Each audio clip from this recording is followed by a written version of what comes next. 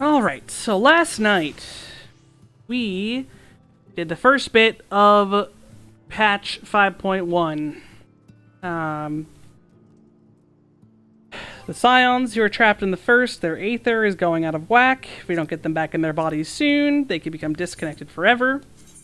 So we found a professional in his little hidey hole. We beat up his familiars to get him to talk to us. A little Numo friend. He came here, checked out the patients. Alize summoned the familiar Angelo, who can help him out. But now Kai Shear's come running because Dulia Chai is freaking out back at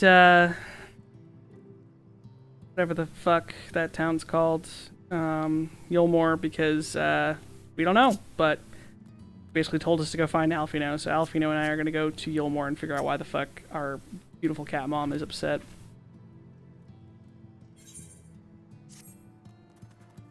Lady Chai's up in the parlor. Best not keep her waiting, eh?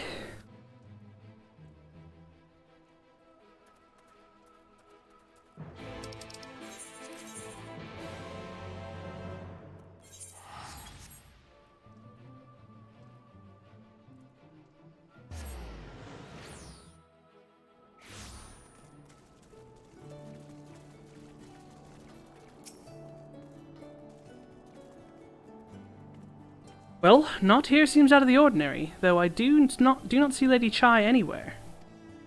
Probably pacing around outside again, staring off in the distance and all that sighing. Strange. Let's see if we can find her and discover the source of her distress.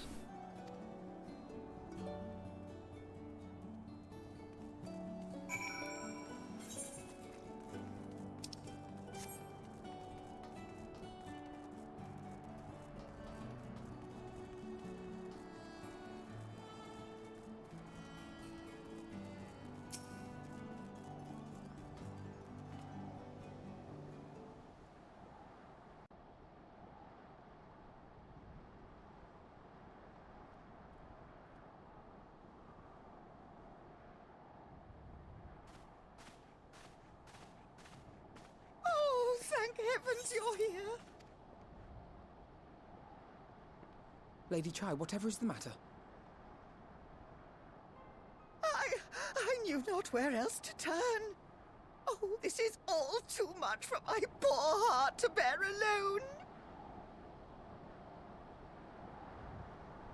Alone? What of Master Chai? That is the very reason I summoned you. He's gone. What? What happened?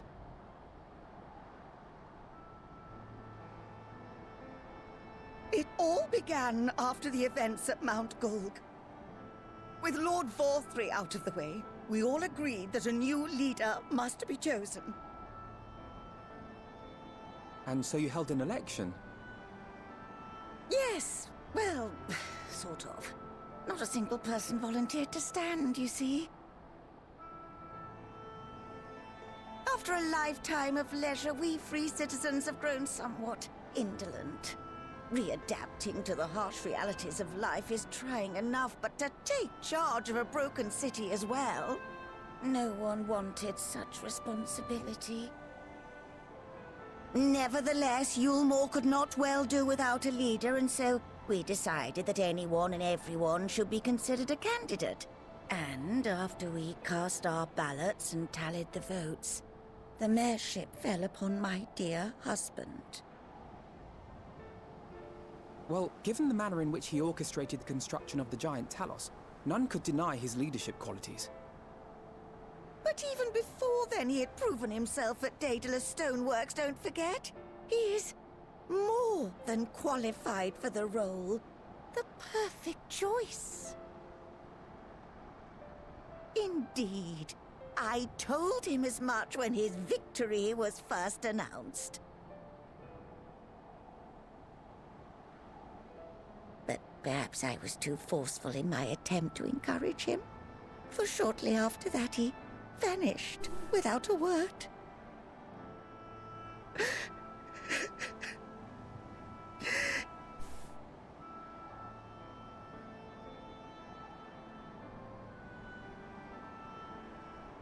You believe he was so daunted by the burden of leadership that he felt compelled to flee? Please, Lady Chai, dry your eyes.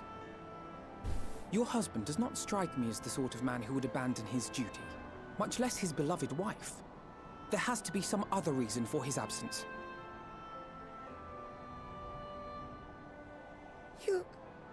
You truly think so?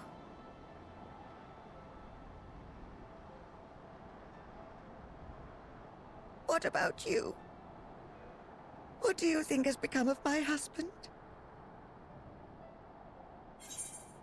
I don't know, but whatever it is, he wouldn't have fled.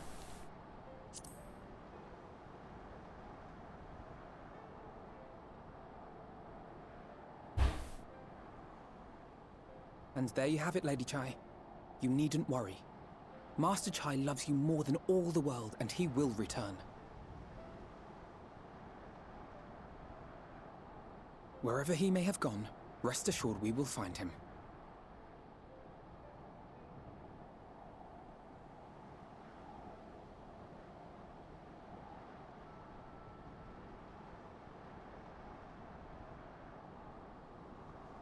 Thank you, my dear boy.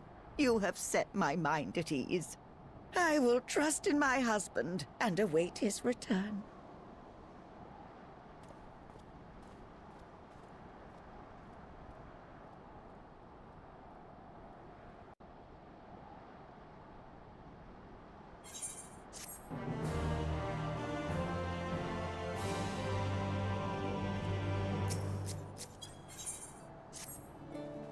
Makes no sense for Master Chai to have left without a word, but even if he had, he would not have done so unobserved. Someone here will have seen something, I'm sure of it. We should split up and inquire as to whether anyone saw him leave, or failing that, if they have any idea where he might have gone. I will meet you at the Glory Gate. Compare notes later on.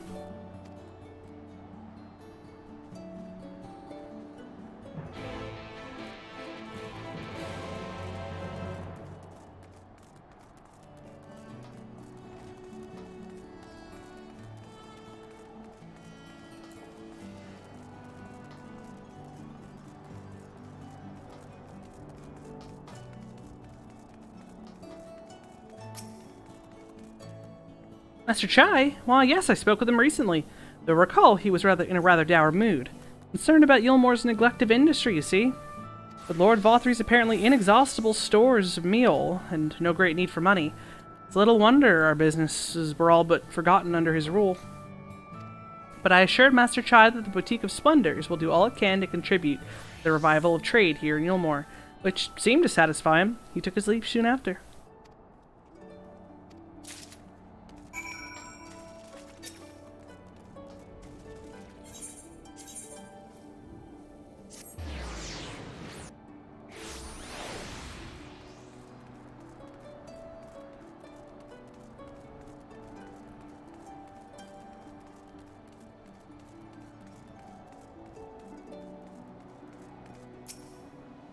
Aye, I recall a man fitting that description.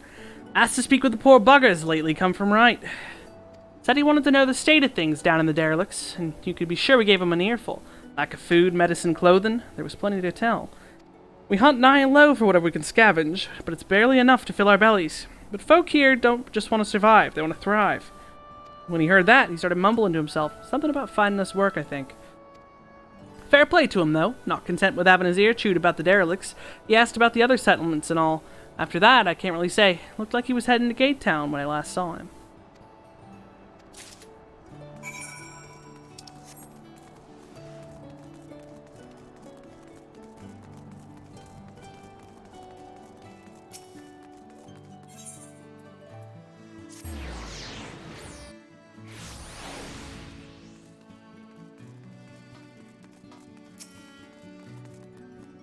Looking for Master Chai, are you? Something amiss? When last I saw him, he seemed ready to collapse from exhaustion. I insisted he rest and catch his breath, and we talked for a while about his concerns over the city's defenses, amongst other things. He made more than a few valid points. Many of our men are still recovering after your confrontation with Lord Vauthry, and finding General Ranjit in a heap in the middle of the plaza shook us all to the core.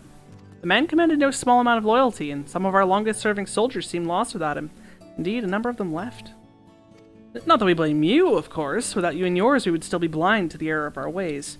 Anyway, funding permitting, I proposed replenishing our ranks with volunteers from the derelicts in Gatetown.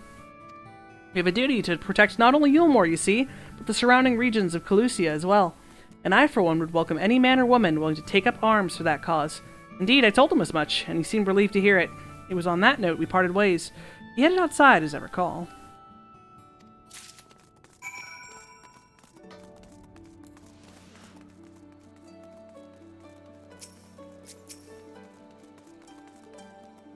Ah, there you are. How did you fare? Have you learned anything which might offer a clue as to Master Chai's whereabouts?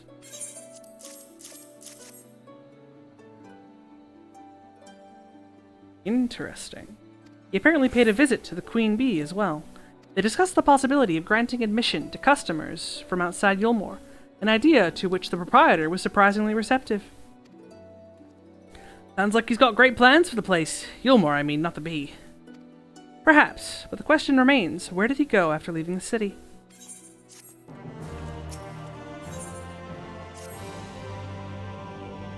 All we know for certain is that Master Chai has shown great concern not only for Yulmore, but its surrounding settlements. It seems logical, then, that having consulted those within the city walls, he would wish to do the same to those without. Kinliana, if you would go and make inquiries and write, I shall do likewise in Stilltide. Gatetown I leave to you, Kaishir. Fair enough. Where should we meet when we've finished? Well, Top Rung would seem to be the next most likely destination. Let us reconvene there. With any luck, one of us will have stumbled upon him by then, but if not, we will be well situated to continue our search.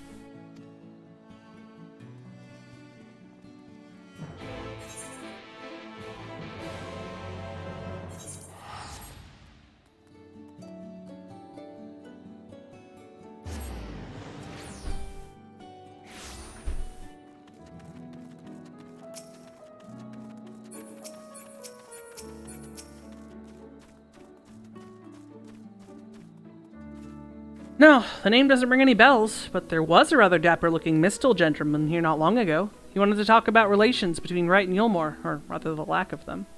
We lost a great many people to their promise of mail and the chance of a lavish life among the free. And Vothri thought to take even more from us, conscripting the few able-bodied men we had left to guard his paradise. I needn't tell you what happened when the Sin Eaters came. Such things are hard to forgive. But Vothri's gone now, and we're curious to see what will become of Yulmore in his absence. But I told your friend, China's, was it? And I'm sure the others said the same. Not what he wanted to hear, I suppose, but he left because he left soon after, and that was that.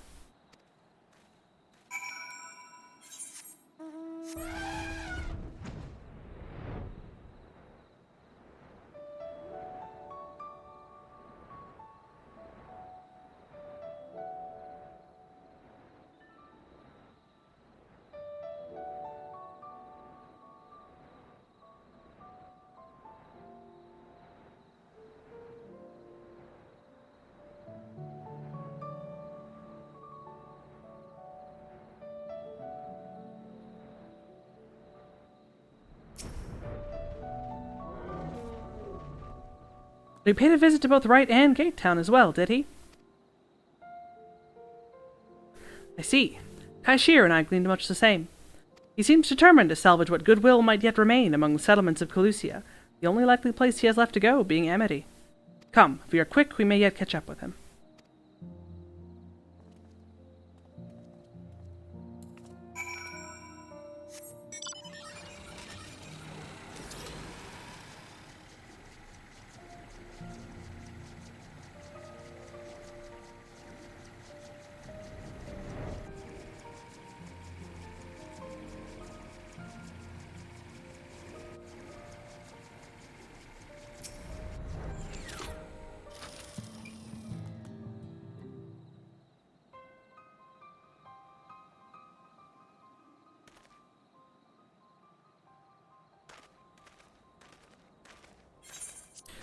Ileana, Alfino, Kaishir, what are you doing here? We might ask you the same, Master Chai. We've been looking all over for you. Looking for me? Whatever for? Lady Chai has been nigh inconsolable in your absence. She claims you disappeared without so much as a word, and bade us return you to her side. What in blazes are you talking about? I left her a letter in our chambers. Though, I suppose she could have overlooked it. And when she gets an idea into her head, I can only apologize. No harm done, Master Chai. But since we are here, might I ask what compelled you to come all this way? We were told you had been elected mayor, and from what we had gathered from the nearby villages, you've been inquiring about the people's grievances. Is it safe to assume you mean to take office? Now, let's not jump to conclusions. I did seek to learn about the problems faced by the people of Calusia, that much is true, but I am by no means sure if I am the man to solve them. Tackling our many challenges will require resources, and until I have secured them, it would not be right to assume the role of mayor. See, and you believe said resources can be found here? Indeed, the people's grievances are many, but in the course of my inquiries I have already met with several individuals willing to lend their aid in addressing them. However, there remains one individual crucial to my plans, a man whose counsel might yet make a mayor of me. With respect, such foresight is, in itself, proof of your suitability. The city needs you, Master Chai, and I am certain this man of whom you speak, whoever he may be, will reach the same conclusion. For what little it is worth, we will vouch for you should he require convincing. Whatever you need, you can count on us.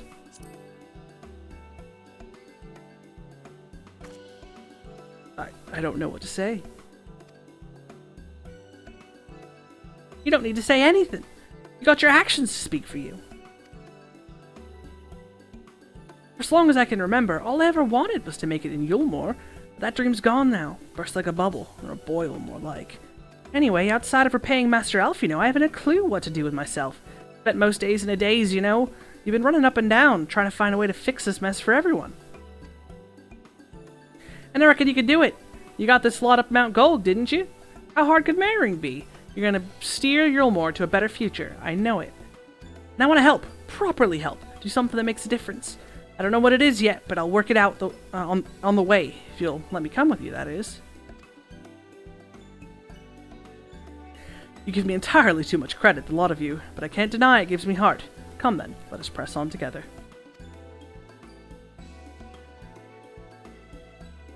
Thank you, Master Chai. We mustn't get ahead of ourselves. Yulmore needs more than a man with good intentions. Why I'm here, to find one with the experience needed to see the city thrive. Who is this man exactly, and are you certain he's here in Amity? Brendan's his name, and yes, he is, or was. I'd scarcely begun to explain myself when he decided his time was better spent elsewhere. He served as chief advisor to Valtry's father when he was in office. Ranjit was the mayor's right hand, one might say Brendan was the left, and between them they kept Yulmore on the road to prosperity. The city needs more than a mere man of business, which is why I must find him. But even if you do, what makes you think he will listen? Before giving chase, might it not be wise to speak with those who know him here in Amity? They may be able to shed some light on his reason for rejecting your overtures out of hand. Yes, I suppose that makes sense. Perhaps we should start with Tristol, then. As I recall, you made a rather favorable impression on him. I'm certain he would be willing to talk to us.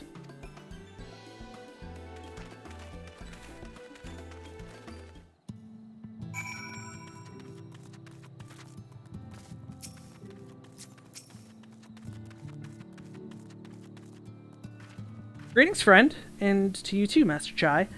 I presume you're here to ask about after Brendan? I couldn't help overhearing your earlier exchange.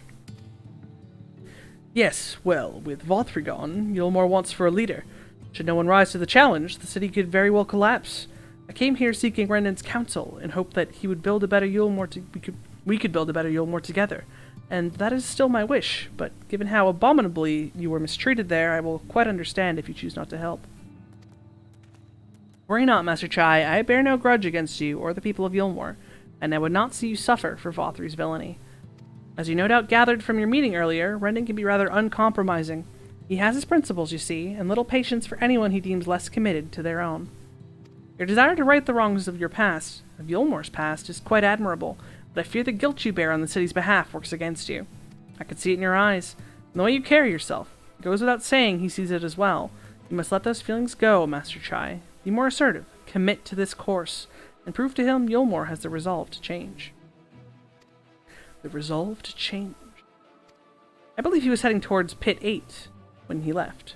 If you need to go and speak with him, I suggest you be firm and clear in your intentions. Very well, to Pit 8 we shall go, and I will not take no for an answer. Nay, not even a maybe.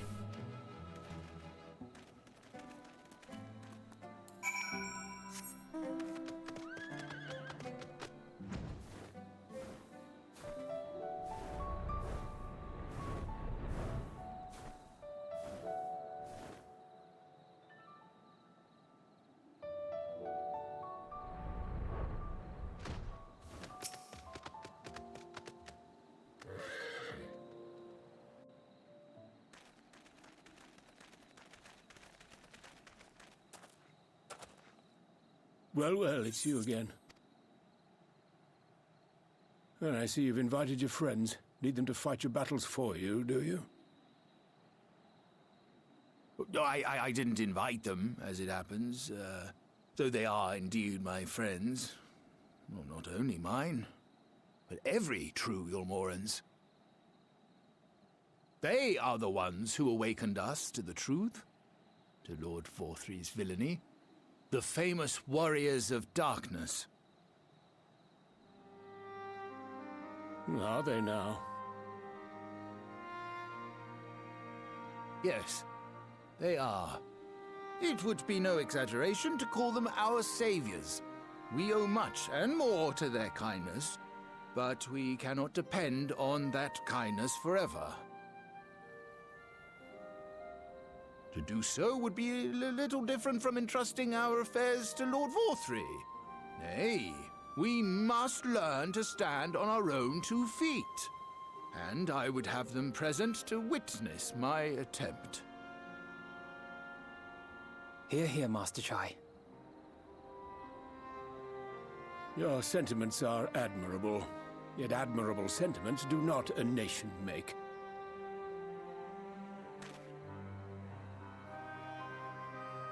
In my capacity as advisor, I once strove to build a better Yulmore. Gave honest counsel to my superiors, drafted laws for the benefit of one and all. But in time, my values fell out of favor. There was no need for them in this paradise Vorthry was creating. And so I left my homeland behind. But you, Chai News, you were content to wallow in indolence under Vorthry's auspices. And so I cannot help but ask myself what manner of nation you intend to build.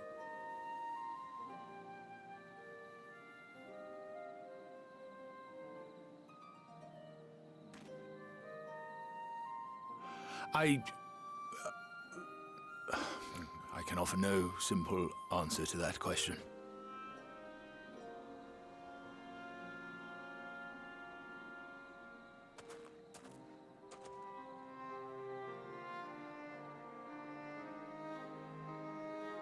But this much I will say. It is my hope that Yulmore can become a nation which her citizens might freely choose to build together.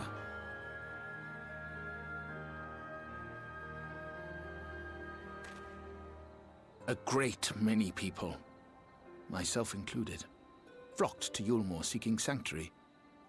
The alternative being to live in fear and die in pain. It seemed an easy choice. And sanctuary we found. As much food and drink as we could ever want. Secured at the cost of the surrounding villages. Little wonder the people gathered at our doorstep, begging to work among the bonded. The free were blind to it all, of course. Content to, as you say, wallow in indolence. In ignorance. Were I mayor, I would first take stock of the city's resources and see that they were assigned equitably. Our days of reckless consumption are behind us. The distinction between free and bonded died with Vorthry. The needs of rich and poor alike must be considered if our nation is to survive. To which end I would take steps to secure channels for supplies, rekindle relations with nearby settlements, who re-establish industry, reach out to neighboring nations, and the list goes on and on.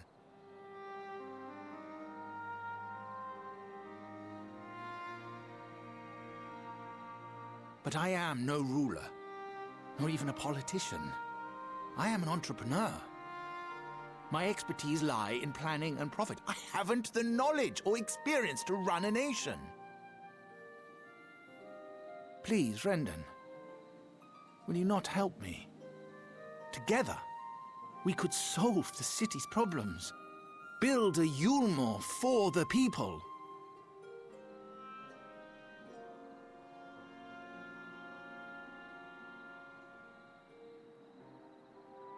A Yulmore for the people.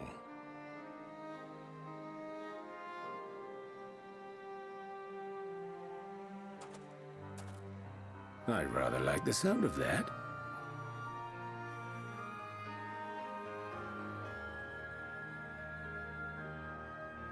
But before I offer you my counsel, I would be certain of your ability to perform the duties of office. You would? You ask me to help you solve Yulmore's problems, but first I would see you solve one on your own. Accomplish that, and you will prove both to me and the people that you are a man worth following.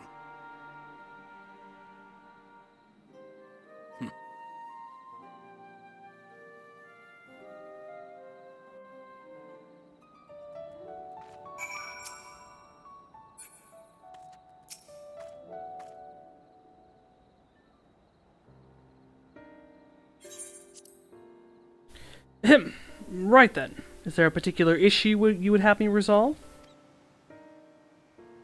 You seem to have conducted an assessment of the problems Yulmore now faces. I assume you'll agree, therefore, that the matter of dwindling food stores is the most pressing. Yes, meal being neither a desirable nor less sustainable option, I assume alternative foodstuffs are now required to fill the void. And a man who hungers is not like to contribute much to society, save violence, perhaps. So tell me, how do you propose to solve this problem? Give me a satisfactory answer, and I will consider offering you my counsel.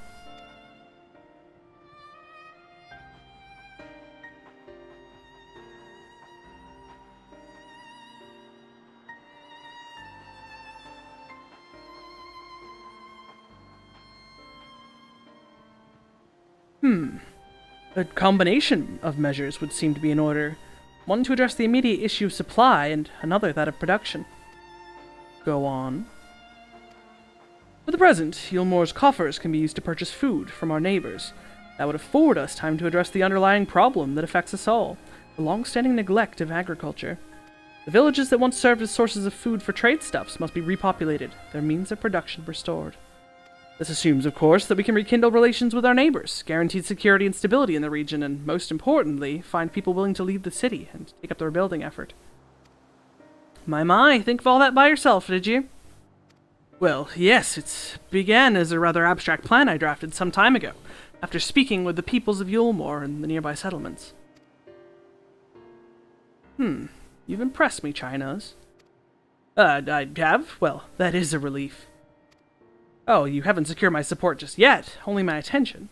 Grand plans will not be enough to persuade the masses. You would ask them to rebuild, you must provide them the means to do so.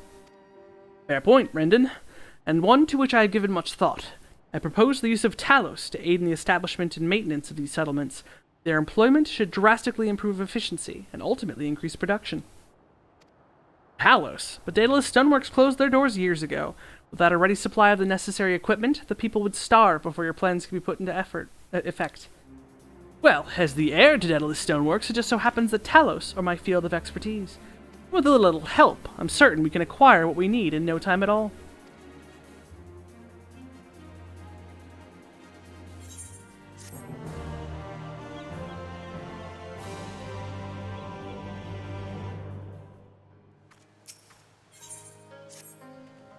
Brendan's quite right. Building Talos from scratch would require time we simply do not have, which is why I propose we make use of the long-abandoned Talos which wander the wilds of Calusia. It will need to be deactivated, of course, and if memory serves, the tools required to do so should still be at top rung. Come with me.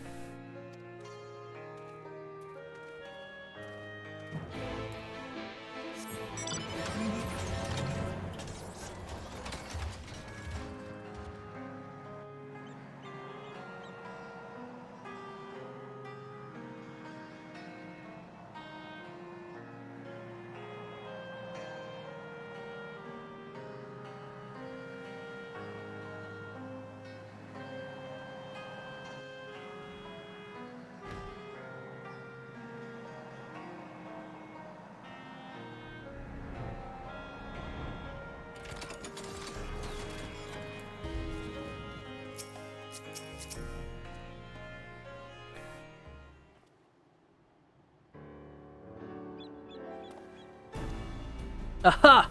The old memory hasn't let me down. This chest contains canisters filled with a dastardly potent insulating powder capable of halting the flow of ether in a Talos. We need only get within throwing distance of one and let it fly, thus disabling them without damaging them. Ingenious. An old trick of the trade, nothing more. Once disabled, it should be a simple enough matter to get them to march to Yulmore. More extensive repairs can wait. Ordinarily, this is where I would ask you to run along and do the deed, but as I have said before, it's high time we learn to stand on our own 2 feet. Thankfully, throwing canisters is something even I should be able to manage. Come off it, Master Chai. Even if the Talos ain't a threat, there's 101 other things out there waiting to make a meal of you. That's as may be, Kaishir, but Rendon tasked me with solving this problem, and I will not sit idly by while others risk everything to see my harebrained scheme realize. Not this time. Which isn't to say the mere thought of it doesn't fill me with dread. Truth be told, I can't feel my legs. But if I'm to prove I'm a man worth following, I must lead by example. Well said, Master Chai. Hear, hear.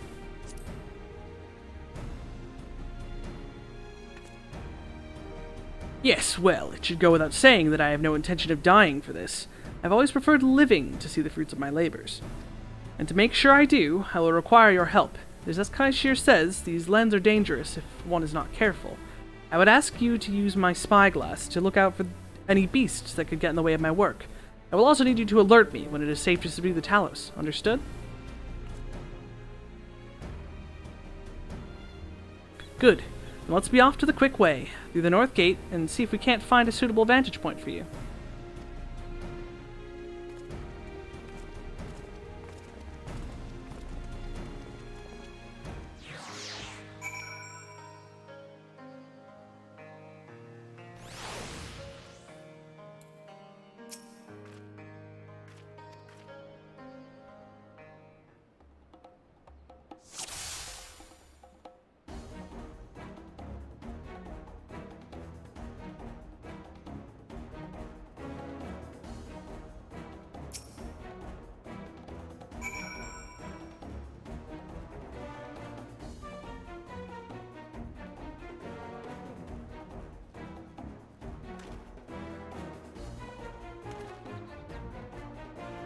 Yeet!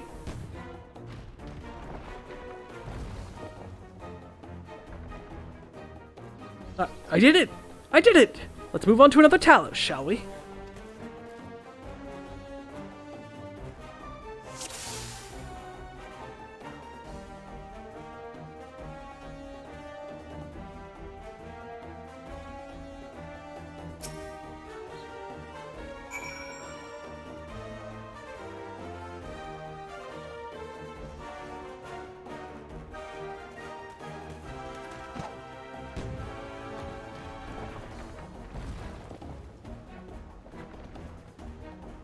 I do believe I'm getting the hang of this.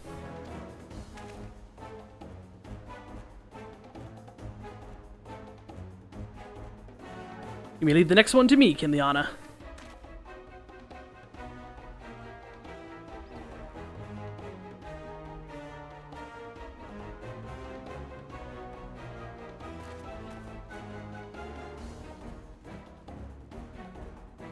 Yeet!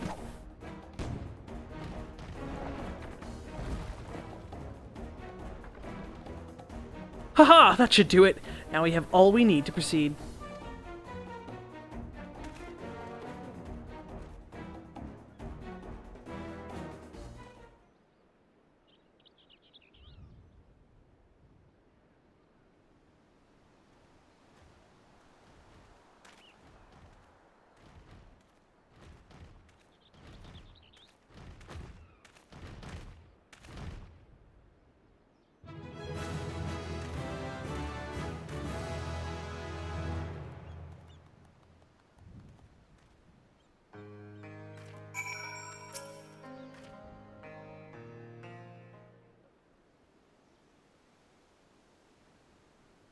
I could scarcely believe it. It was reckless. It was a reckless, foolish plan, but somehow it worked.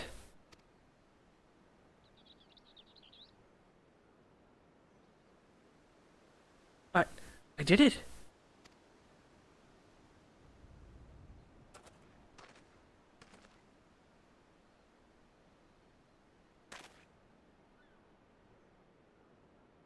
Master Chai, I believe I owe you an apology. Your plan to replenish Yulmore's food stores showed forethought and sound judgment.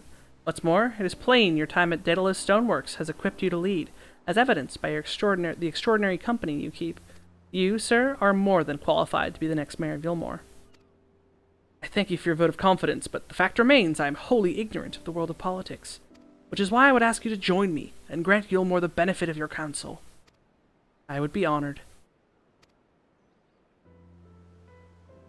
When the people behold these Talos, I have no doubt they will lend you their support. It would seem Yulmore's leadership is at last in capable hands, would you not agree? We should probably be getting back soon, Master Chai. After you've tinkered with the Talos and all that, Lady Chai's worried sick.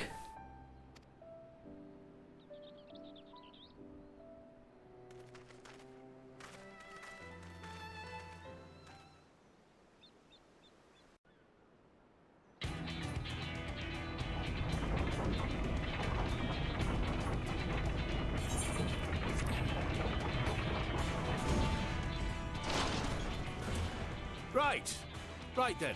Form a line and make for Yulmore.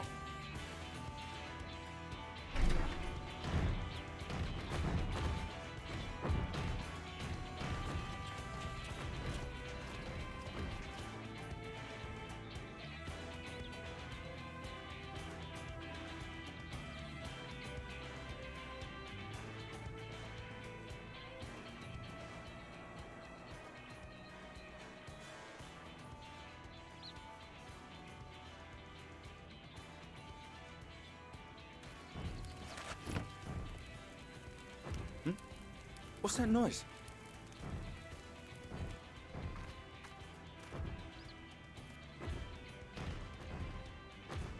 Wicked White! Runaway Talos! Call the guard!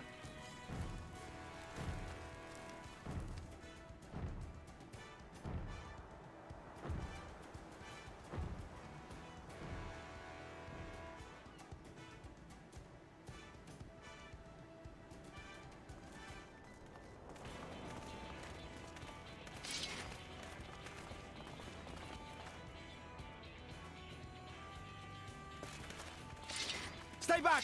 All of you!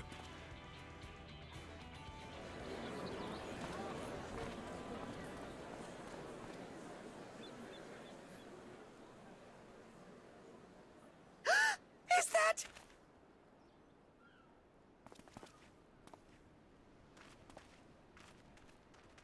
Darling, you're back.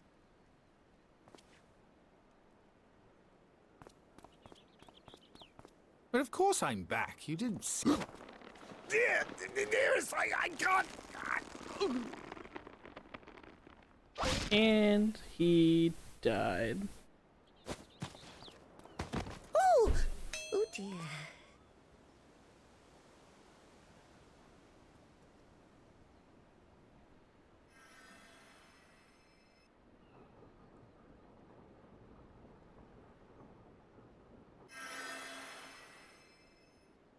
Oh, thank you. I'm sorry, my darling. It's just the sight of you filled me with such joy, I couldn't help myself.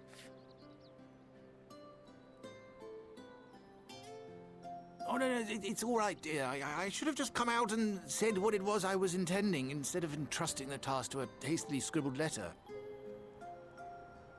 Does that mean you'll do it? Well, I'm here, aren't I? I mean, not that my absence signified any unwillingness, you understand? Oh, no, naught could be further from the truth. I only left to enlist the aid of the former mayor's senior advisor. And now that I have it, I believe I am ready to take office. Oh, how wonderful!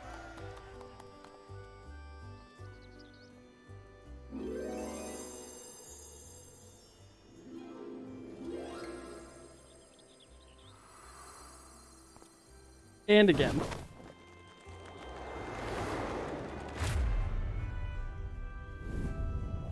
Dearest, please! The true mastermind behind the mayor.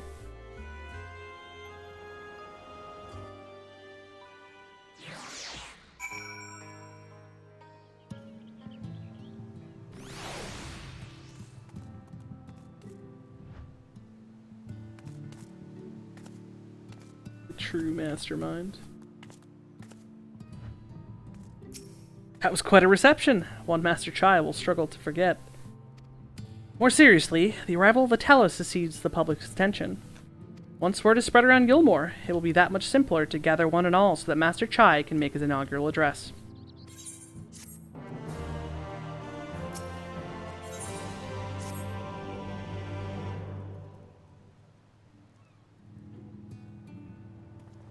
No need to fret, Kinliana. I've never felt better. And now not at all overawed by the prospect of addressing the assembled masses of Yulmore. As for where to do it, if we're to accommodate everyone who might feasibly wish to attend, I suppose the only place large enough would be the Emergent. And I will go and spread the word among the citizens, both free and bonded, that they are to assemble there to meet their new mayor. You there, Kaishir, was it? Would you go and inform the residents of Gate Town and the derelicts? Of course I will. Good lad. I will let the guards know not to bar the way to Vothri's chambers. It goes without saying that I expect the Warriors of Darkness to attend, assuming she's available. Might as well see it through to the bitter end, eh? The doorman at the Crown Lift will show you up.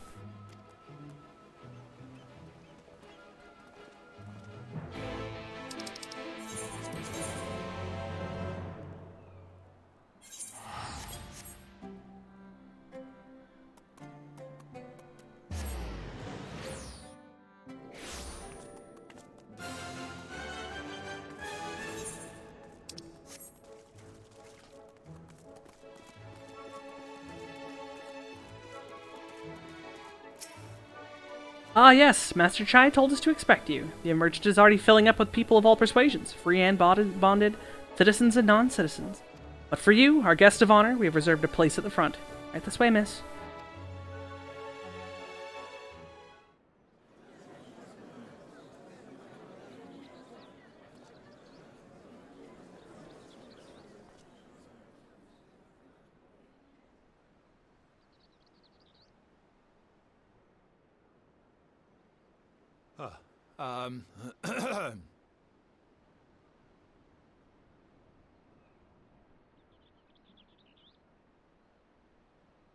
Go on, dear.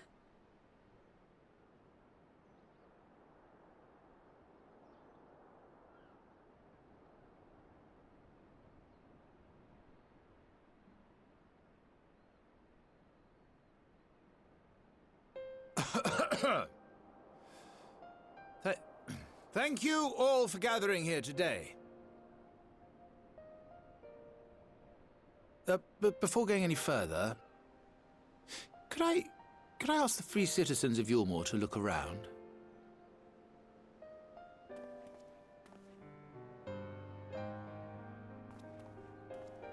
'Tis a sight none of us would ever have seen under Lord Forthry's rule. Not only do we stand in the familiar presence of those we once called the Bonded, but today we welcome the peoples of the Derelicts and Gate Town too. Today we welcome the Warriors of Darkness, come to bear witness to Yulmore's new beginning.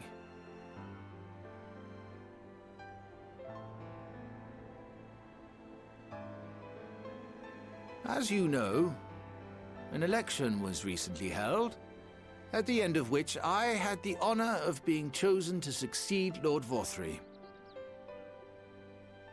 You place great faith in me, and I promise to do my utmost to live up to your expectations, and I will seek always to carry out the duties of this office with integrity and fairness.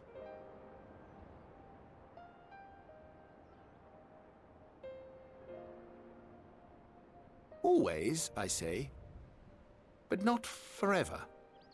Let it be known that I do not intend to hold this post indefinitely. I consider myself but an acting mayor, who will serve only for the interim, while Yulmore is reshaped according to a new set of values.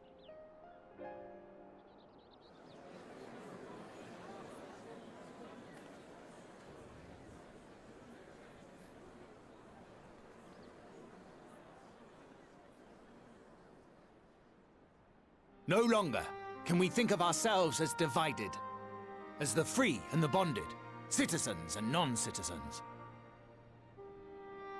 The systems put in place by Lord Vorthry must be undone. But even as we tear down the old, we must give thought to the new, to what manner of nation Yulmore should become.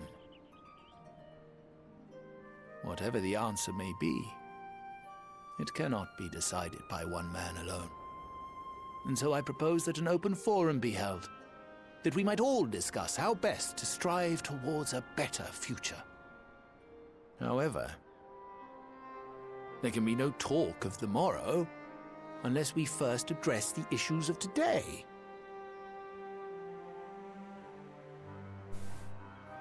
Securing new sources of food, rebuilding relations with our neighbors, re-establishing industry. There is much and more that needs to be done.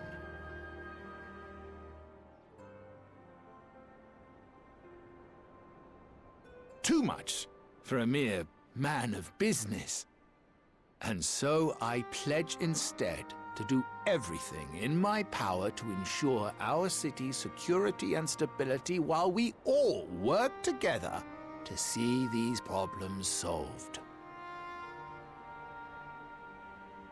The road before us will not be easy, and I know full well how daunting the prospect of honest labor may seem to some of you. But we must accept the reality of our circumstances. We must move forward.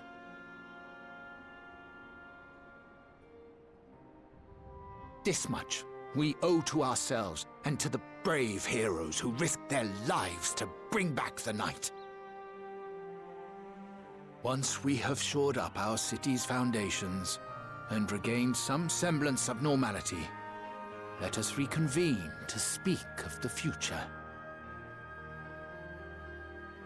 Until then, I humbly ask that you lend me and each other your strength. For Yulmore!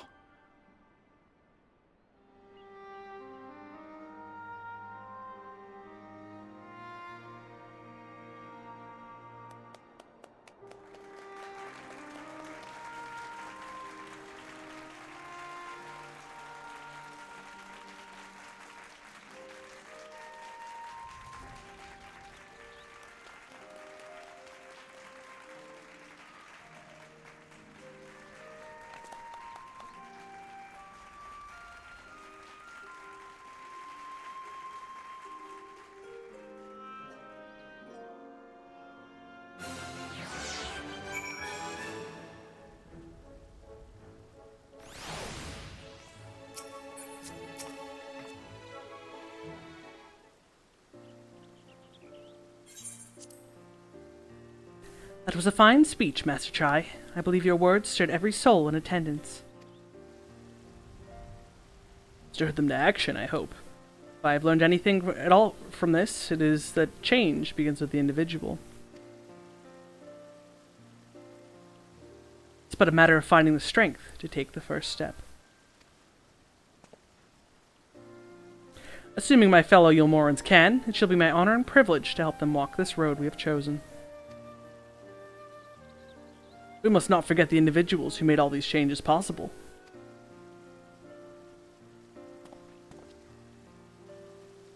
Were it within my power, I would carve a tribute to your heroism in the very stone upon which this city stands.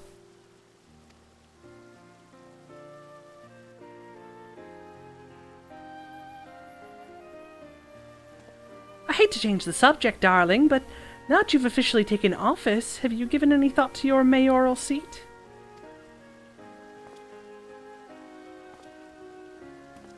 We will not be moving into the emergent, dearest. It's too big, for one thing, and far too far from the people for another. We'll retain our current residence, and I will govern from here in the parlor. Oh, I was hoping you'd say that. I much prefer the view from the parlor.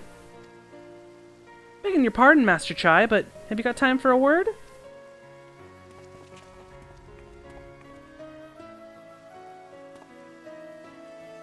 Yes, of course. Hath and bet? Aye, that's me. I liked your speech, but there's folk outside these walls that don't have enough food to even last till tomorrow, and more who are counting on their crumbs. If you've a plan to change that, I want to help set things in motion. Then we have much to discuss. No sooner do I take office than my work begins in earnest.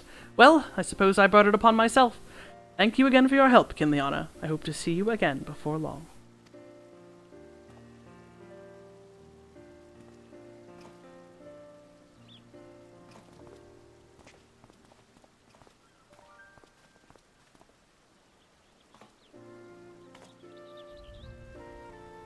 What a day! I don't know what it means exactly, but I do know I've got plenty to think about. I sense we all have a great deal to consider.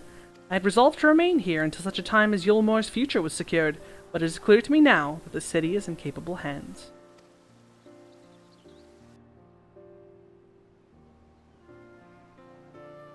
I have every confidence they will find their way, and I believe it is time we went in on ours.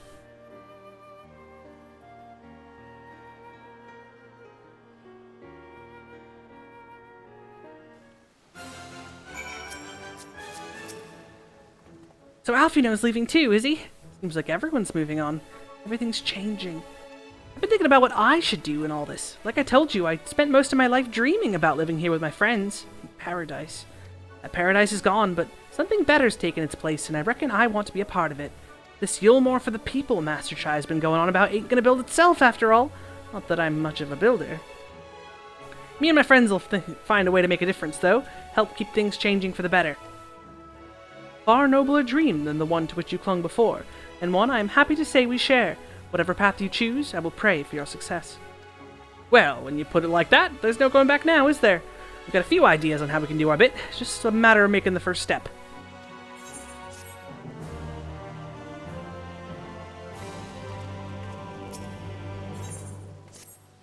Truly, to see Kaishir thus inspired by our actions is inspiring in itself. Yet, however much I may wish to stay and see what comes of his efforts here in Yulmore, we have matters of our own to attend to. Come, we should return to the Crystal Tower. Mayhap Beklug's studies have borne fruit in our absence.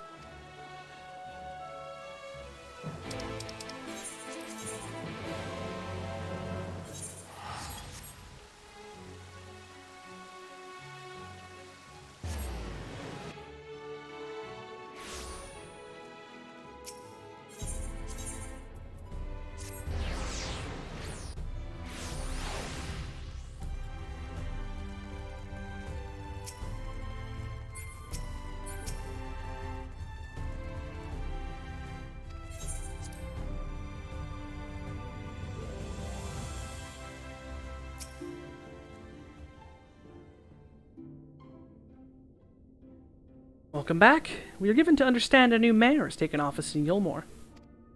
Indeed, our good friend Master Chai was elected by popular vote, and after some considerable soul-searching, chose to accept the post. It's a shame you weren't able to attend his inaugural speech, though I have no doubt you will see more of him in the future. But tell me, how fared you in preparing the White Auracite? Our work did not proceed quite as expected. In your absence, we had a frank discussion on the principles of soul transference, and concluded at length that White Auracite was ill-suited for our purpose. But Urianger, did you not say that, compared to the massy soul of an Ascian, the stone could house one of ours with ease? That I did, and armed as we are with Beklug's invaluable insight, it would indeed prove a trifling matter, were we to disregard the inviolable link twixt mind and soul. A link which would, we did belatedly realize, be weakened most perilously in the process of rendering our souls dormant, as Auracite doth require. Thus the shedding of these fleshly simulacra, and the surfeit of ether which compriseth them, would in all likelihood deprive us of our psyches as well. It would, theoretically, be possible to channel your minds into the Auracite instead, but we would more than likely sacrifice your souls in the process. which is why we've abandoned that plan and instead devoted our time to finding a means by which mind and soul might be transported together. We are no closer to the solution than when we first began. 'Tis a vexing conundrum indeed, but one for which the Crystal Exarch has posited a most intriguing solution. When our discussions turned to the transference of memories in the psyche, I could not help but be reminded of a technique with which I have personal experience. Liana, do you not recall what we learned of my eyes from our encounter with Daga Une and Une? I speak of the royal eye of the Allagan imperial line, gifted to my forebears through the blood and memories of the ancient Allagans. It is by this gift that I am able to control the Crystal Tower. If we were to gain an understanding of the technology by which the Allagans were able to accomplish this transference, perhaps then we could keep the mind and soul together. Imagine, if you would, a device like unto a soul crystal, replete not only with our worldly memories, but also the bountiful energies of the soul. That is our current avenue of investigation, and we will follow it wheresoever it leads. While we are thus engaged, I think it best that Kinliana return to the source and inform Kryl and the others of our findings. Agreed. I imagine Tataru will be relieved to hear we've made progress of a sort. Then I would beg leave to relay our findings unto Thancred and Reen, and to assist where I may in their investigation of the empty. Yes, please do. If we have need of your counsel, we will not hesitate to summon you.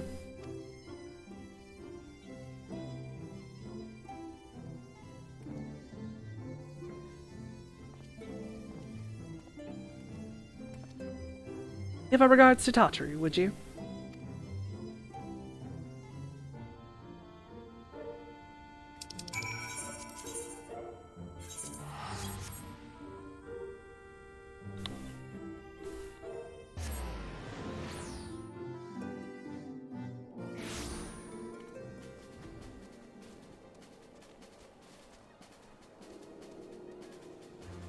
There is a space whale to my right. Yep, well, an 8-seater space whale.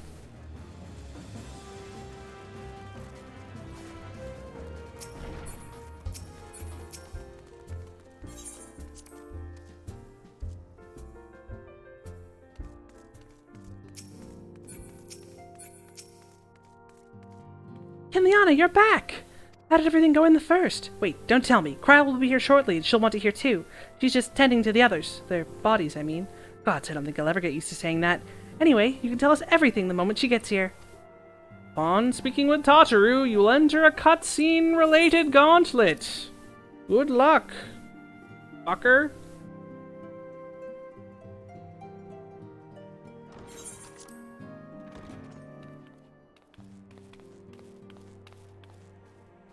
Sorry to keep you waiting. I've carried out the treatment as per Master Matoya's instructions. It should slow the destabilization of their corporeal ether quite significantly. But tell me, how fare our friends in the first?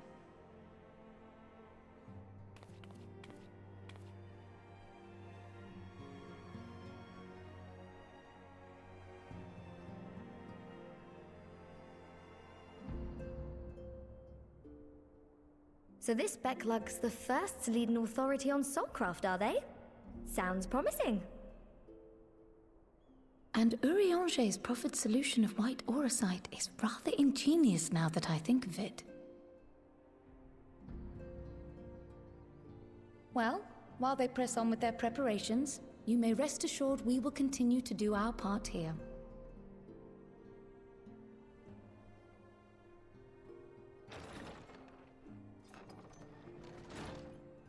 Oh, you're back. It's the boy.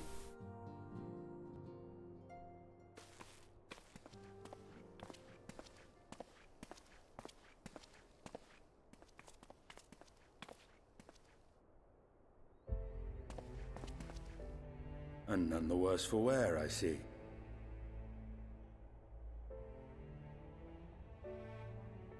Estinian!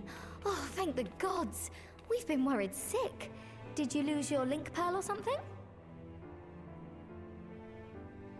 The situation in Garlemald has become more complicated. I was making my escape from the capital when I ran into one of yours, Riol. He thought it best we come straight here. More complicated how?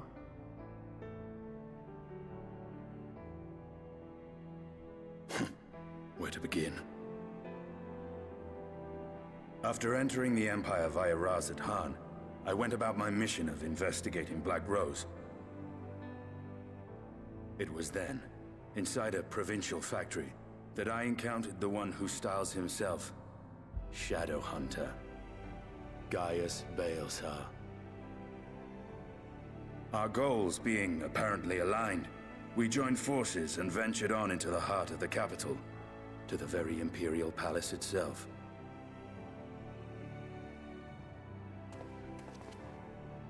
There, we found a man whom all assumed dead.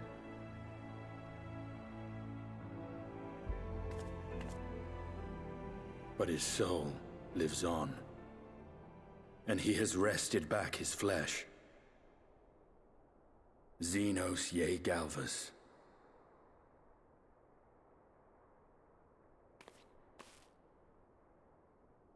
Nor did the surprises end there, for no sooner had we arrived than he murdered his sire in cold blood. The Emperor is dead.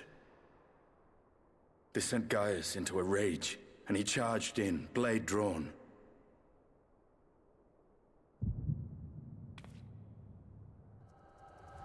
What's wrong? And now Kryl and I will be forced to watch.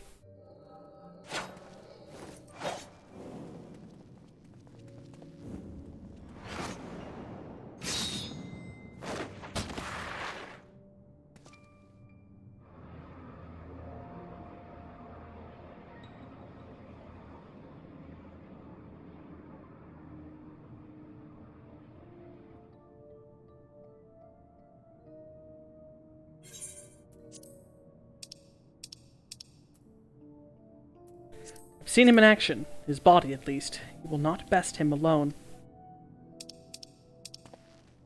Nay, death will not come easily to that thing. You would join me, but then by all means.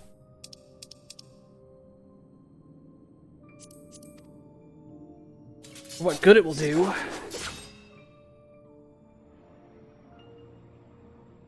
The Black Wolf and the Azure Dragoon. I suppose this might suffice.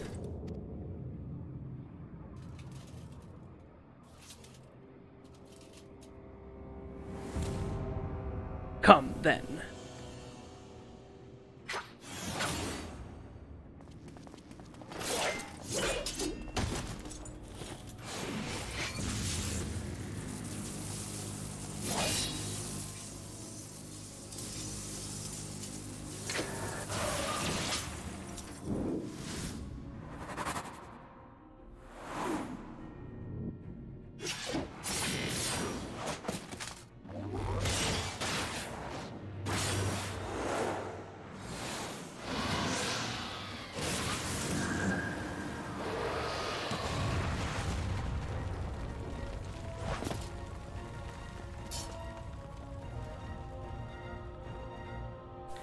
Ah, the simple pleasure of one's own flesh.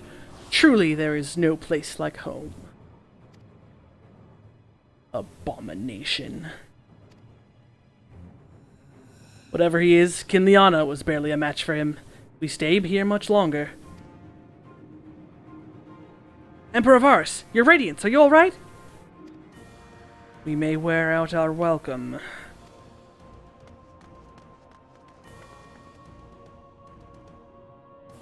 Your radiance, no! Oh, must even the most middling of sport be spoiled? The world conspires to bore me. But I have no cause to remain. I leave these vermin to you. Xenos?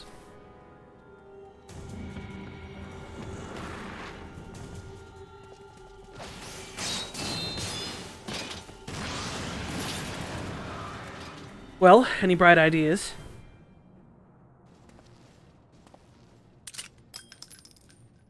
Just one.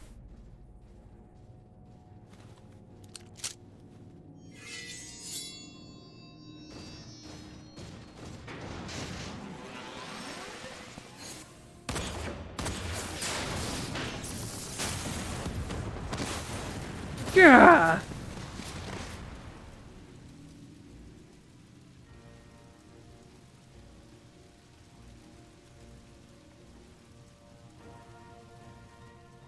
Your radiance.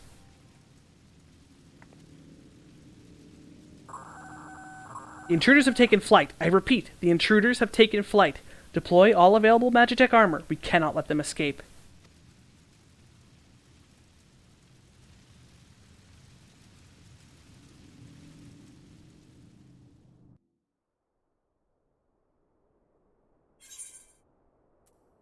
Now we get to play as a boy. Not just any boy. Estinabro. Alert! Alert! Intruders detected in the Imperial Way. All available units converge. There seems to be no turning back. We must force our way through.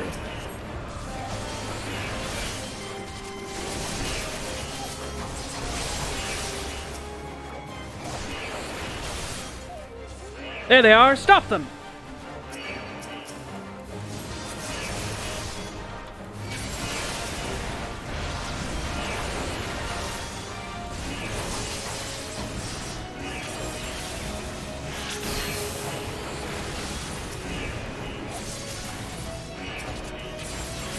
I'll just keep moving.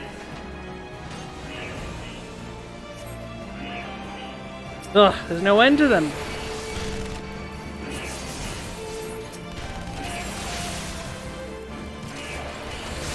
You won't escape, Gaius Belsar.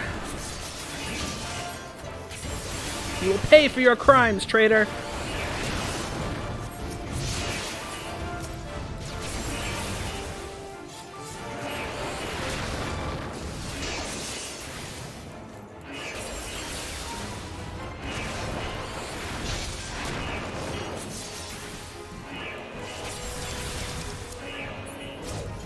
I was wondering when the Imperial crime would appear. Focus on the Magitech arm, or Imperial guard would appear. Focus on the arm first.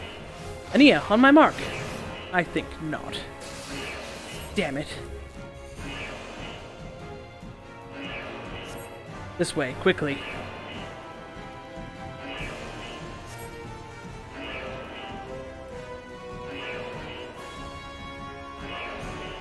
We make ourselves easy marks by moving together. I suggest we split up. Alright then, I'll take the low road, so to speak. See you outside. Stay safe.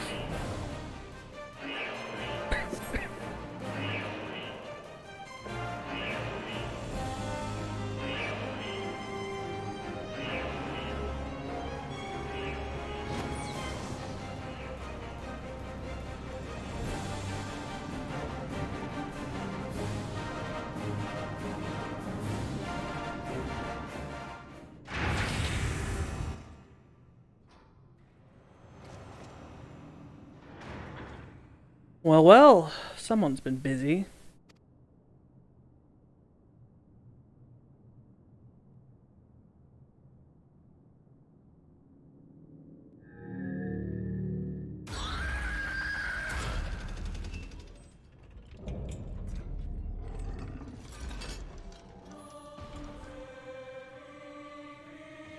You would bar my way, would you? So be it. Come, Nidhogg, lend me your strength!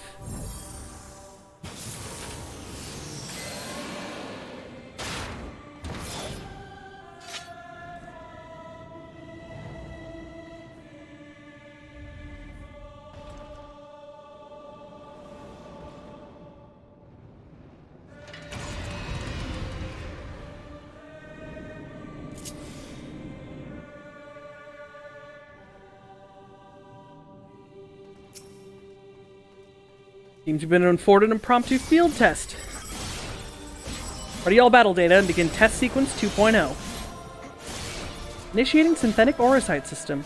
All systems now fully functional.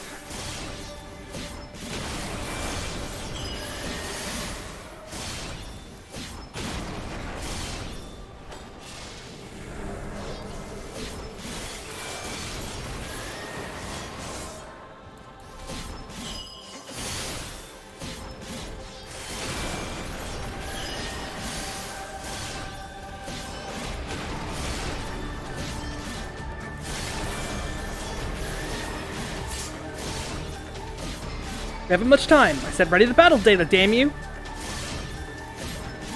Now loading sample 14.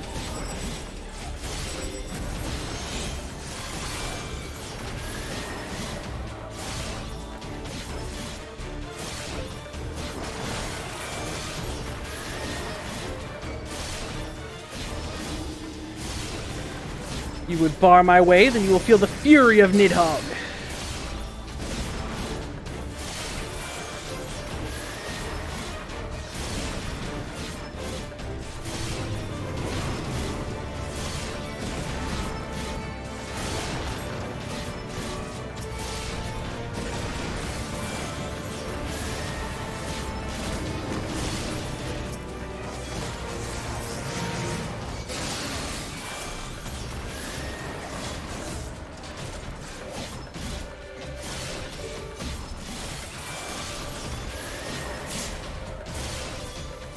Not working. Ready another sample. One taken from Castromavania.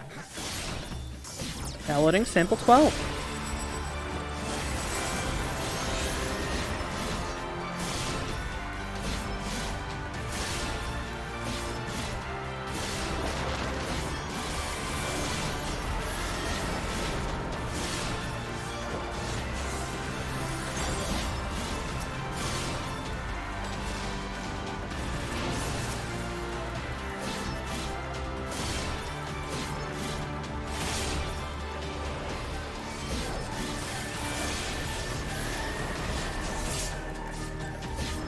Increase generator output to maximum. Activate the Magitech field. Full power.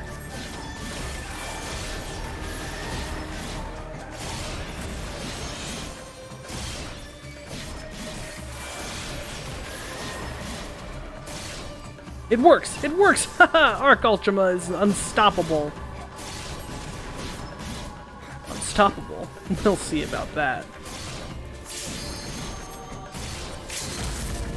Nidhogg, show them your fury! Taste my lance.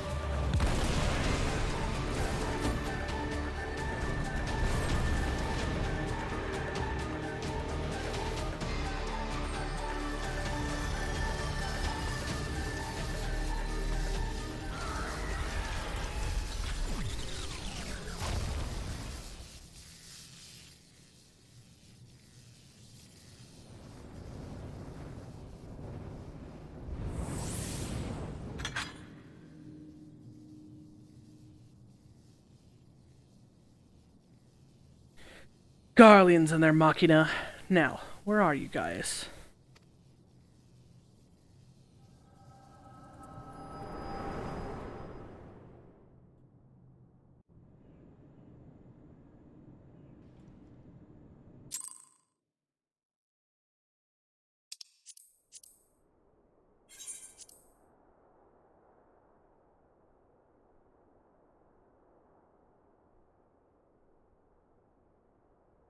Are you all right?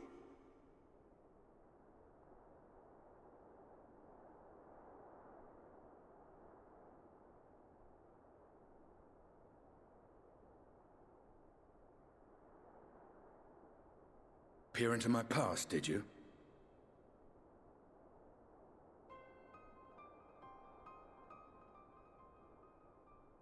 Well, I didn't quite relive the experience as you did, but I bore witness to it all. I'm still not sure what I think of this gift of yours, but no matter. Our confrontation was cut short when the Imperial Guard arrived. It was then that Xenos took his leave, citing boredom. To think their research into the Echo could bear such fruit. Escaping death, jumping from one body to the next, and returning to his own after all this time. He is an Ascian in all but name.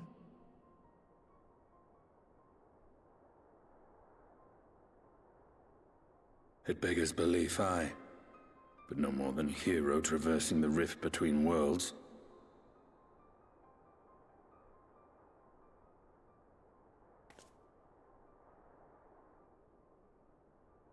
My concerns are far more prosaic. With the Emperor dead and the Crown Prince missing, the Empire is in disarray. Until order is restored, assuming it even possible, we needn't fear an Imperial reprisal. And for reasons of his own, Xenos took it upon himself to rid the world of Black Rose. Riol has already gone to apprise the Alliance leaders of these developments. We may leave the matter in their hands for now.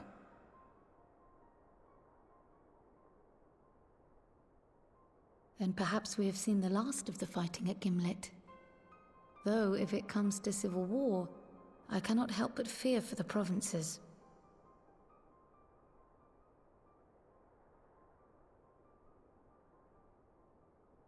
I'd nearly forgotten to ask. What became of Gaius? Did he not escape with you? That he did, but we parted ways shortly after leaving Garlemald. He claimed another threat had arisen which demanded his attention. He didn't elaborate, but the absence of some device or other in the capital gave him reason to believe they're planning something. Lest you worry, I believe he has well and truly shed the Black Wolf's pelt. Conquest is no longer his objective. We may safely leave him to his own devices. Well, it's nice to have one less foe to worry about, even if we do have a mysterious new threat to look out for instead. Speaking of which, I'll see that Riol and Al Shinobi are made aware. Though we still know next to nothing, it can't hurt to be vigilant.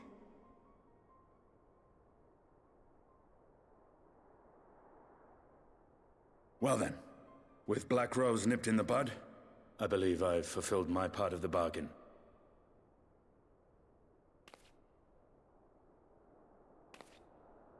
That's true, but with the Archons still slumbering away, we were hoping you might agree to stay with us for a little bit longer.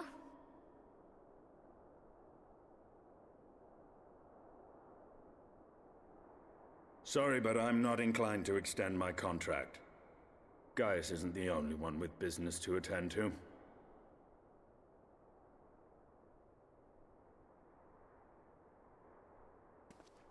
Thank you for your help then, Estinian.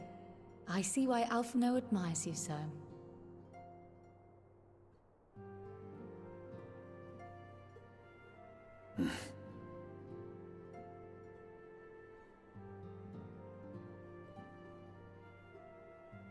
Farewell, my friend.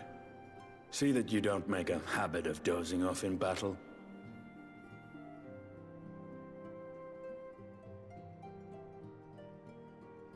It just happens sometimes, okay, Estinian? Sometimes God says I gotta go night-night.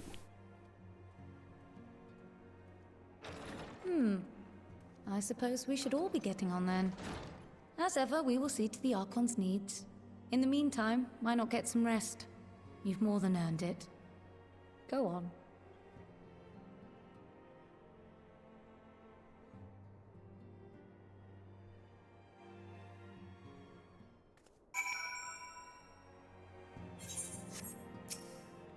You must be shattered after all that hopping back and forth between worlds. Why not stay here and rest for a while? I'm sure Beck-Lug can manage without you. You've got enough scions to help them, if you ask me.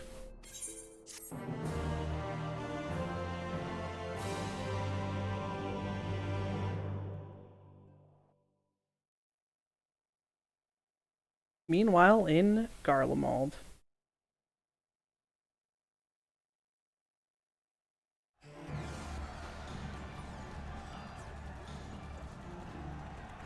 Traitors! You would dare deny Lord Nerva the throne?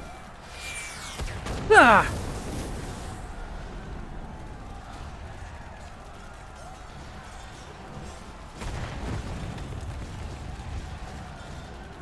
Onward! Before the day is done, victory shall be ours!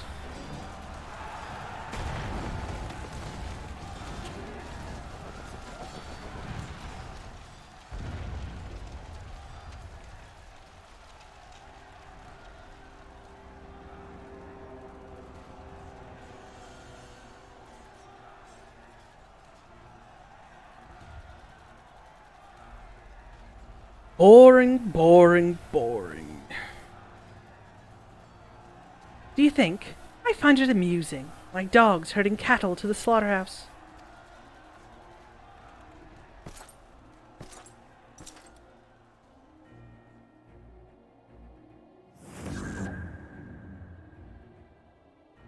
That Hugh, your soul is... Who are you?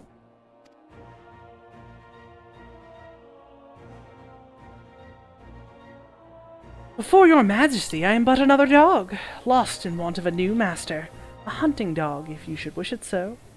For I know the full well the prey you would seek next. Zodiac.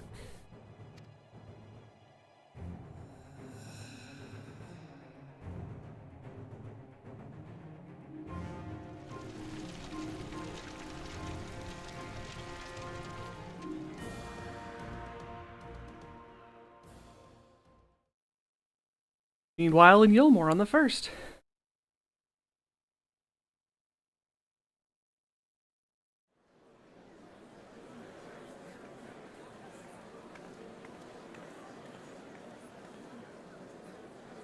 Did you hear? The mayor's reopening Daedalus Stoneworks, and they're looking for laborers.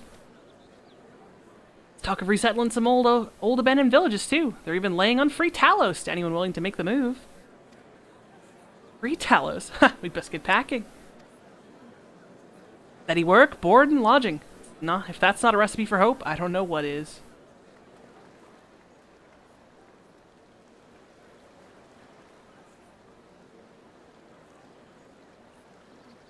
Hope.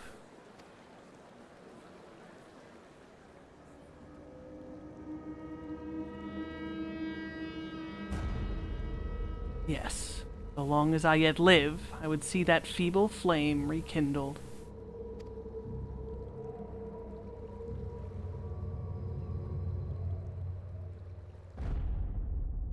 Is my destiny, see our dream fulfilled. That was Ardbert, but Ardbert's not around anymore. Who was that? Ardbert's in my soul. That can't be Ardbert. Alright, so this is how far we made it before, and I just didn't highlight the VOD like a dingus.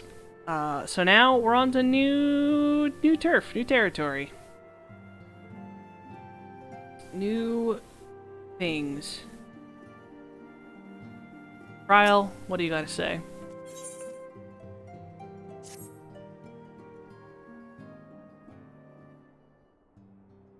And Liana, my, what a pleasant surprise.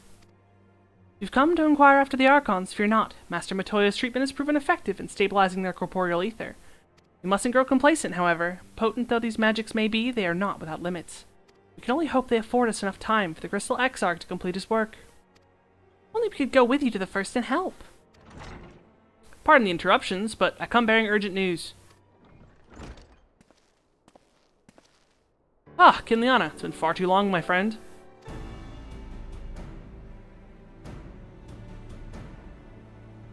Forgive me, I do not believe you've been formally introduced. Maxima, former Garlean ambassador. I remain here in Eorzea under the auspices of Commander Alden, offering what counsel I can in the hopes of resolving the present conflict with the Empire. Ah, yes, I've heard stories of a defector from Garlemald, but never mind that. You said you have urgent news? Indeed. As you may have heard, the Imperial capital is in turmoil, and a sizable portion of the Garlean forces have been recalled from the Gimlet Dark. With their numbers so greatly diminished, the main host of the Alliance has withdrawn, leaving the Alamegan resistance to help watch over the border. And it is there we have welcomed a most unexpected visitor who claims this de-escalation may belay growing dangers and unforeseen threats. Commander Alden has arranged for an impromptu meeting to discuss these revelations. He's also requested a representative of the Scions attend as well, though it was clear to whom he wished I extend this invitation. It seemed time's of the essence.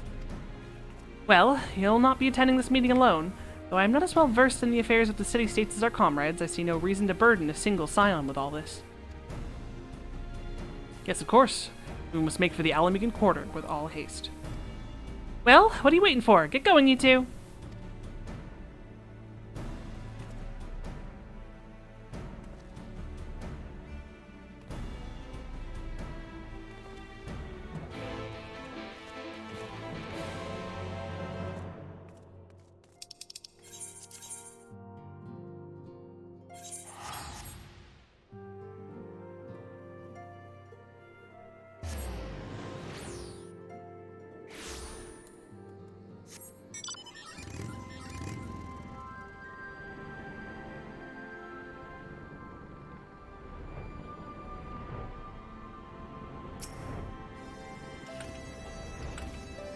Commander Alden awaits us in the Royal Palace. If you would follow me.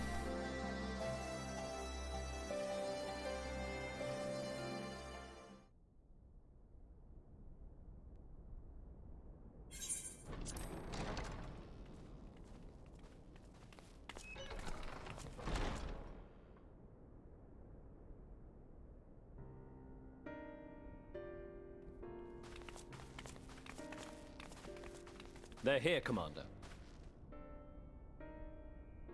And I, for one, am grateful that they are. Told you've been busy since our paths last crossed at the Gimlet Dark. Not that I understand half of it. When the Scions spoke of other worlds, I'd struggled to describe what I pictured.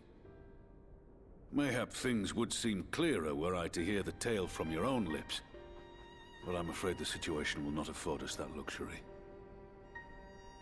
I trust you two require no introduction. We meet again, hero of Eorzea.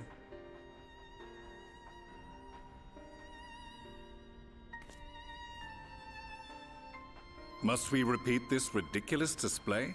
I pose no threat to you, though what I come to warn you of very well might. Had he meant to do us harm, I hazard he would have kept to the shadows, and brought more than 2 companions. We need not pretend to be the best of friends, but I hope we can put aside our differences for the present.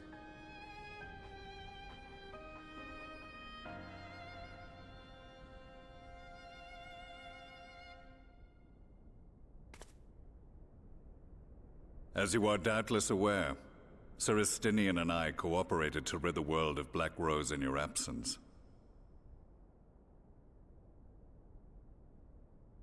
Our journey together took us as far as the Imperial Palace, where we witnessed Emperor Varus meet his death at Xenos' hand. Being the sole witnesses to this crime, and in no position to defend our innocence, we were then forced to flee, each pursuing his own avenue of escape.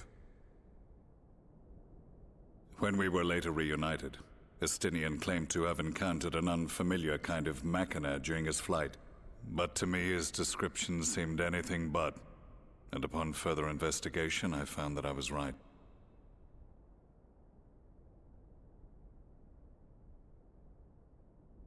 The Empire is developing a new Ultima weapon.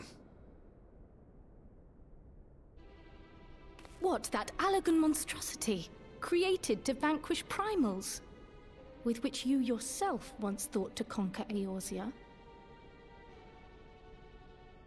The same. In my foolishness, I sought to harness its power, and became the Ascian's pawn in so doing. But you know as well as I how that tale ended. The weapon itself, excavated from beneath this very city, was destroyed ere we could fully unravel its secrets, and that should have been the end of it. But unlikely as it sounds, the Empire's efforts to recreate it have somehow borne fruit, primarily through secret research conducted by the 7th Imperial Legion, it would seem. Wait, the 7th was all but annihilated at Cartano, along with its legatus. Indeed, few survived. The 7th, as it is now, has little in common with the Legion led by Vandanus, and its leadership has changed hands several times since. Precisely how this project has continued despite such turmoil, and under whose auspices, remains a mystery. What we do know, however, is that a number of prototypes have been produced, and that one of them is on its way to Eorzea.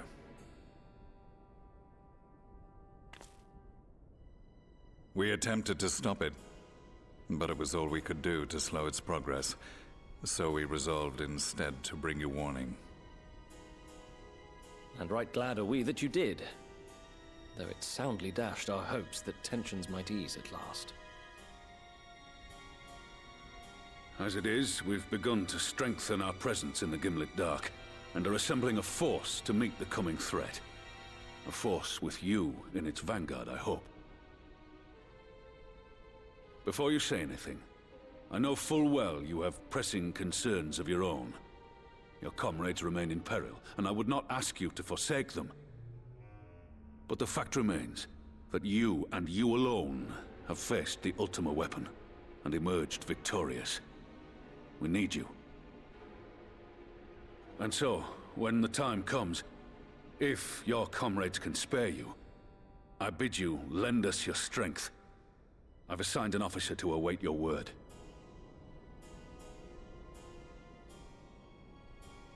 The Ascian's downfall was to be the work of my remaining days. But it was my hand that kindled these flames, and I cannot allow them to spread any further. I will do what I must to see this mistake consigned to history once and for all. Even if it means begging your aid. The Fates will enjoy the irony, even as I endure the ignominy.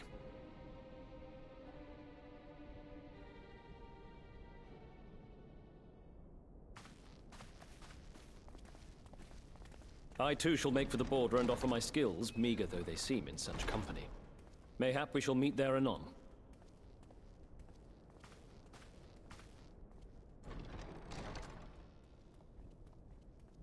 Though we can ill afford to ignore the coming of a new Ultima weapon, our friend's plight grows ever more precarious, and none save you can join them in the first. I only hope you are not forced to make a choice.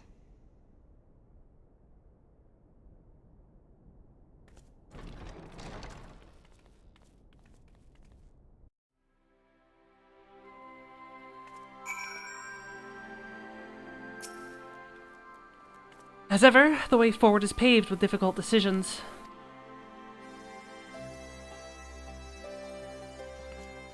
We can ill afford to ignore the threat of a new Ultima weapon.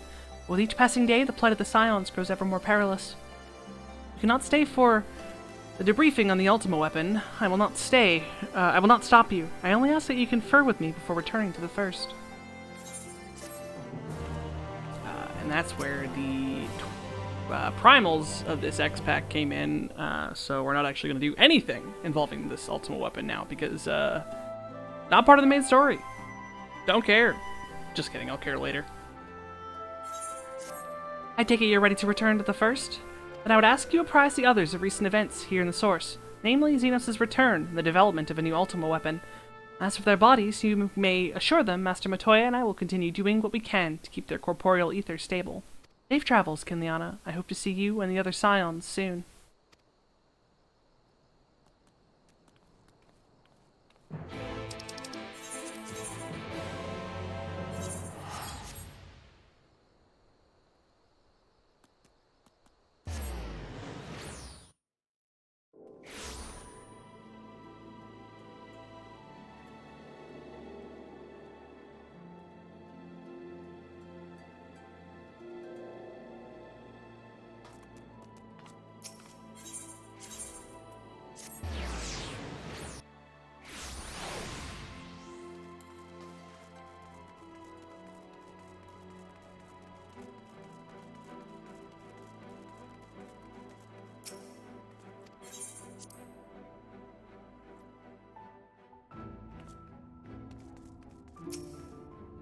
You've come at a most opportune time, my friend. I've made something of a breakthrough in my research on the soul, and a means to return the Scions home.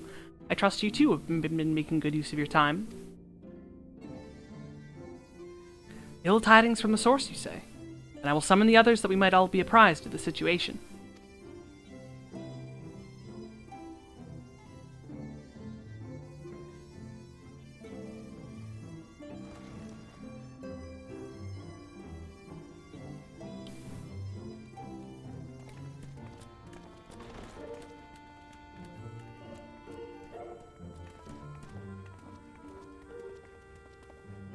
Now that we are all here, what news from the source?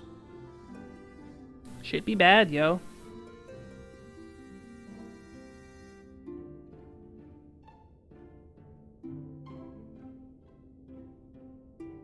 A new Ultima weapon? We must count ourselves lucky that Gaius has pledged his assistance. While this is indeed a worrying development, I think the state of the Empire as a whole greater grounds for concern. With the Emperor slain and Xenos returned, it is impossible to predict how matters will unfold in Garlemald. The Ultima weapon may be but the first of many unpleasant surprises. The situation beareth closer observation, of that there is no doubt, and doth compound our need to return unto the source.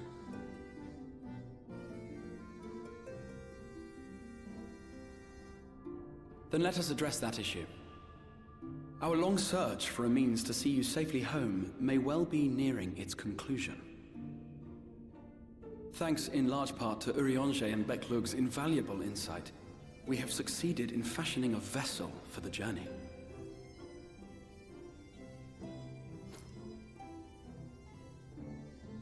We set out to create a crystalline container retaining the more useful properties of white aurosite, but without its regrettable limitations. And after a good deal of trial and error, we made one. An ark for soul and mind both, that will allow your incorporeal self in its entirety to be ferried between worlds. A spirit vessel, if you will. However...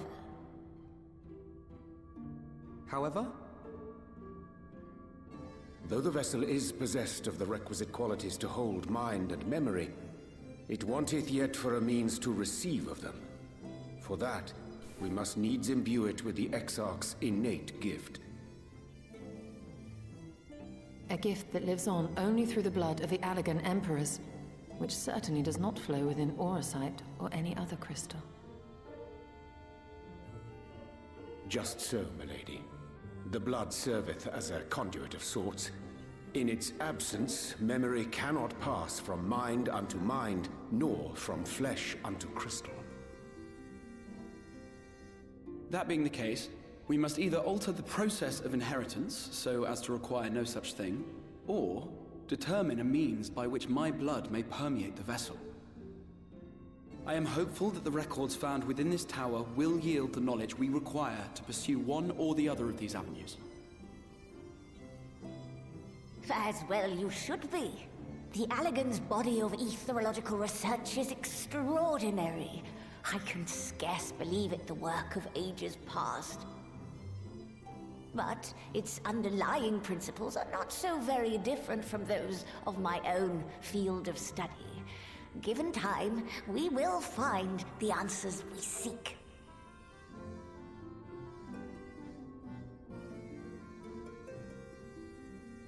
I know that you can ill afford to wait, and it pains me that I must ask you to do so. I can only reaffirm my promise to you that a solution will be found.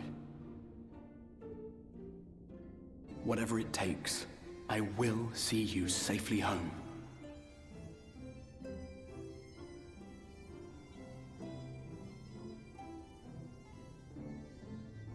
My apologies.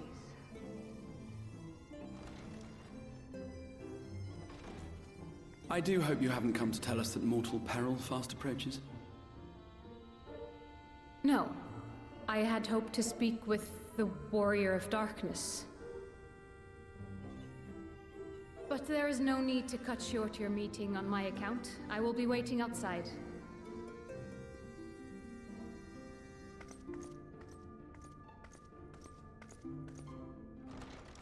Why not speak in here?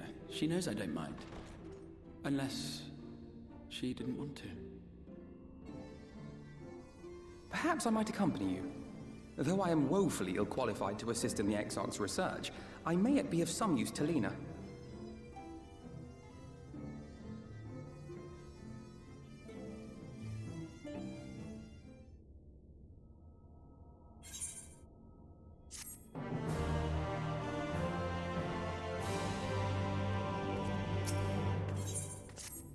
I must confess, while I enjoy my fair share of scholarly research, it will be good to step outside for a spot of fresh air. Now then, shall we go and speak with Lena?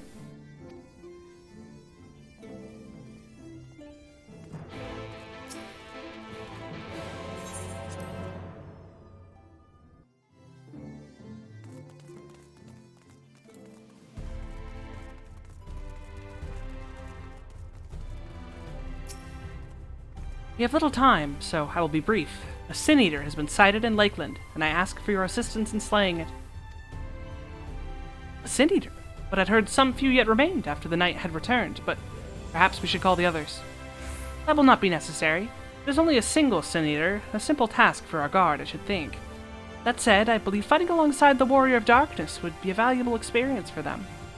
Peace can lead to complacency, and they gain nothing from an easy victory. But you do not underestimate your foes, however harmless they may seem. My men would do well to learn from your example. Be about it then. Excellent. Then let us make for Fort Job.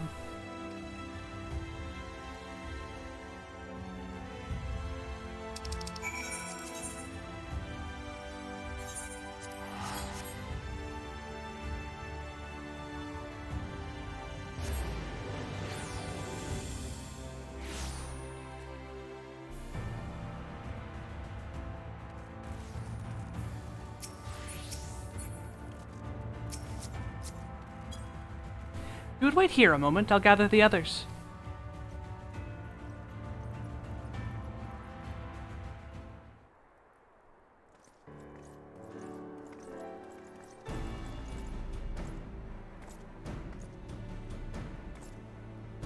You may not remember, but you have met these soldiers once before, though only in passing. Long have they awaited the opportunity to fight at your side. It was at death's door that day after the Sin Eaters attacked. It was if you and yours hadn't come along, I'd have likely stepped through, and I wouldn't have been alone. Your courage and selflessness is something we all aspire to. I too was there that terrible day. My friend was transformed into a Sin Eater before my very eyes, and I had no choice but to cut her down. The thought of returning to the fields, holding the blade again, it filled me with dread. But there's no way to honor her or my comrades. That is no way to honor her or my comrades, and so I've returned. I swear I will not let you or anyone else down from this day forward. Pleasure to meet you, miss. Truly. Seems like only yesterday I watched as you took flight astride Namaro to go and save the Oracle. Strange to think that the Ulmoran soldiers we once locked blades with are now on our side, but we will do our utmost to keep the peace here in Lakeland. We seem to be missing one.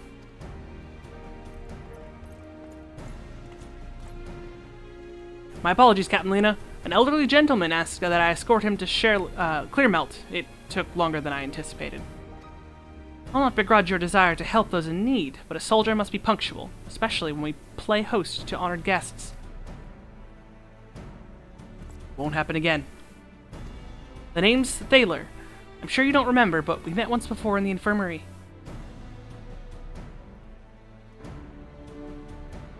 I asked you to deliver a message to the Exarch and the Warrior of Darkness. Little did I know I was already talking to her.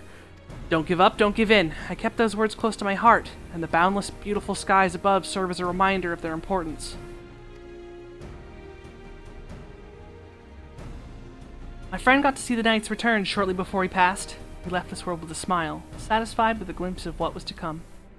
There are countless others who weren't so fortunate. They gave their lives for the promise of a future they'll never know, and so it falls to us to do everything we can to fulfill that promise. No matter what happens, we won't give up, we won't give in.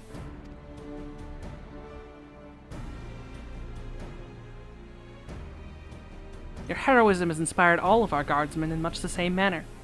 Our scouts at the northern staging point have not had the pleasure of meeting you in person. Let us not keep them waiting.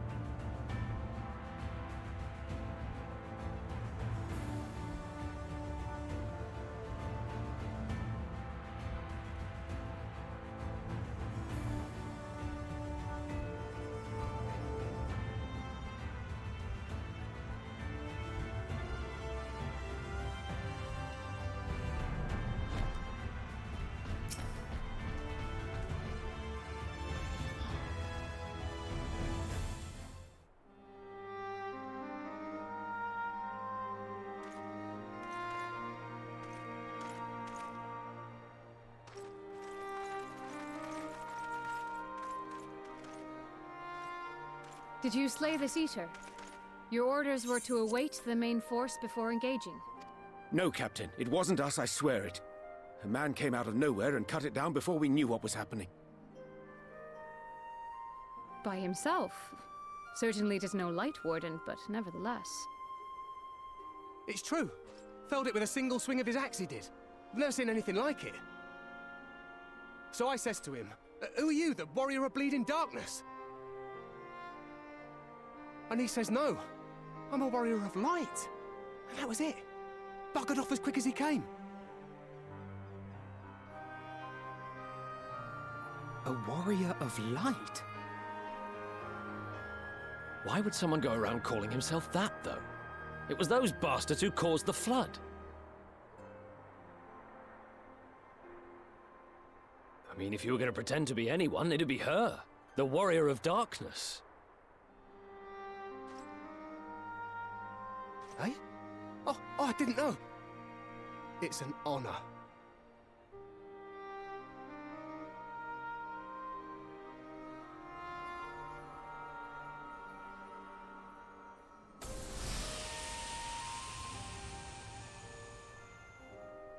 Since the Eater is no longer a threat, our work here is done. Return to your posts.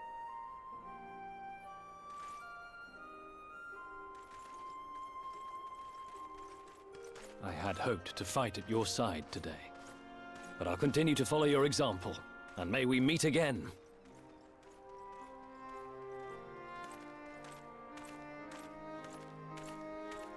I apologize for the wasted journey. It seems I overestimated the threat. As for this Warrior of Light, I do not know who would be brazen enough to take that mantle for his own. Whatever it may once have meant, it is forever tainted by the association with the Flood. The Exarch told me the truth of Ardbert and his comrades' deeds, and I am aware they played some part in your own triumph. But to most, they are synonymous with the calamity that befell this world. Still, if this man is minded to destroy Sin Eaters, I may forgive him his unfortunate choice of alias. But that is neither here nor there. I thank you for accompanying me. With that concluded, shall we return to the Crystarium? There is a proposal I should like to make.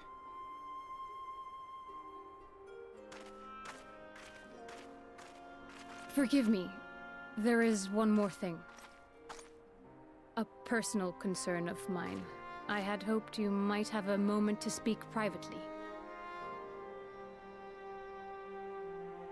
Take your time. I shall go on ahead.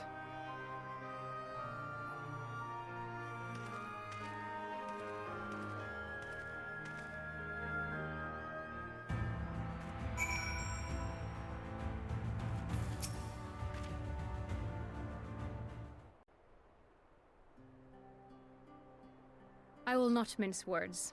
This matter concerns the Exarch. Though his countenance belies his age, his demeanor never has. He has seen more than any man should and grown ever more weary with time. But I see I give the wrong impression. While it is true he attempted to open a letter with a salmon fillet the other evening, we are not here because I suspect his mind is deteriorating. Nor do I believe him to be so maddeningly unconcerned by the prospect of his own death as he once was. Indeed, the opposite is true.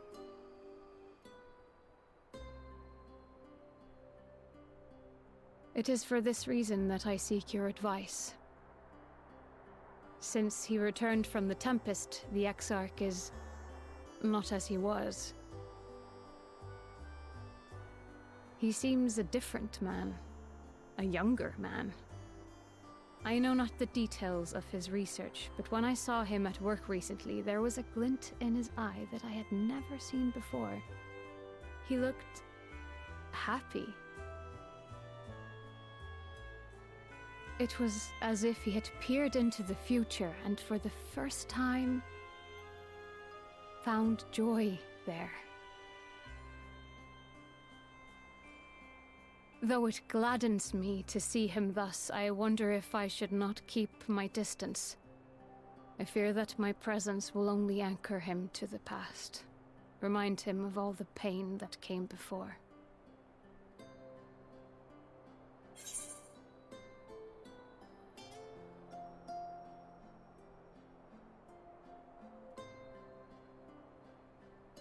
He's lost without you, you know, and he misses you already.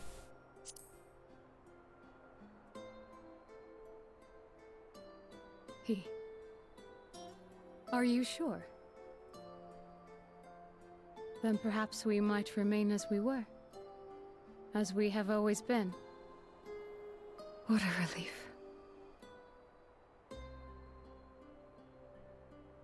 In that case, I will have to speak with him about the amount of time he is spending at work.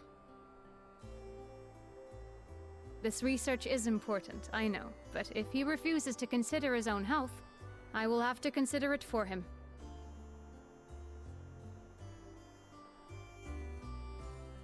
Precious Lena. Lena and Graha's relationship is just precious.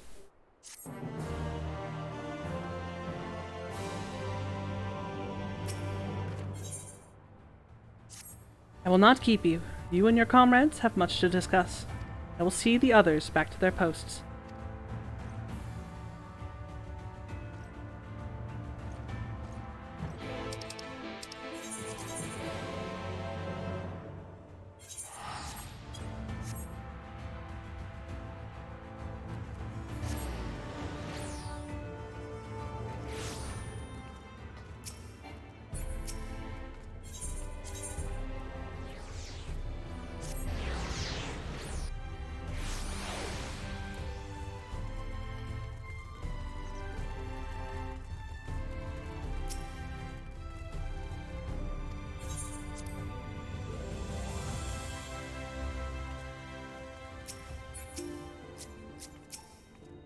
The others were quite shocked to hear of what we had found in Lakeland. But now that you're here, there's a proposal I should like to make.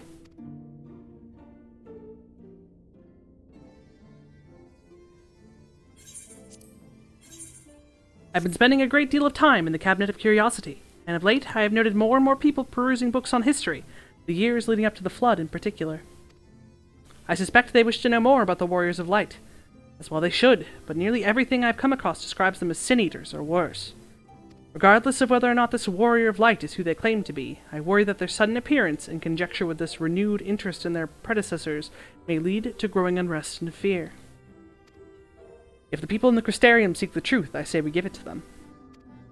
I, too, can attest to the falsehoods found within full many of the Cabinet's tomes, with nary a mention of the noble deeds of Ardbert and his comrades.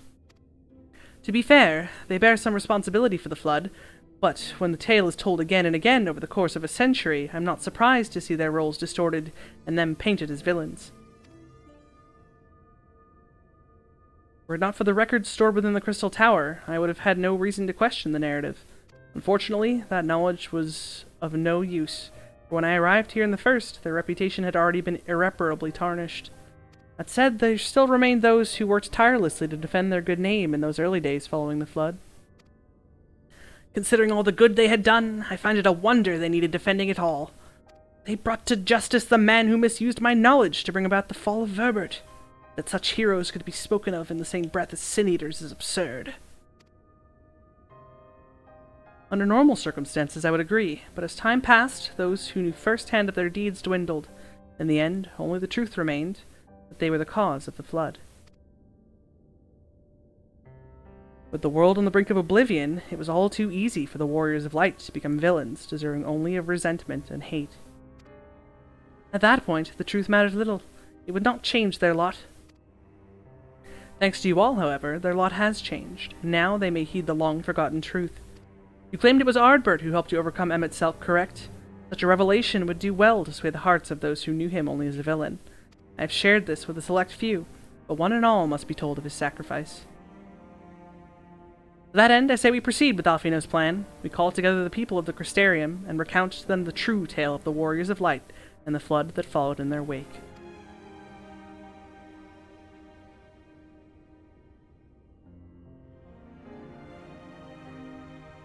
Well, what say you, Kinliana? Spread the word, I say.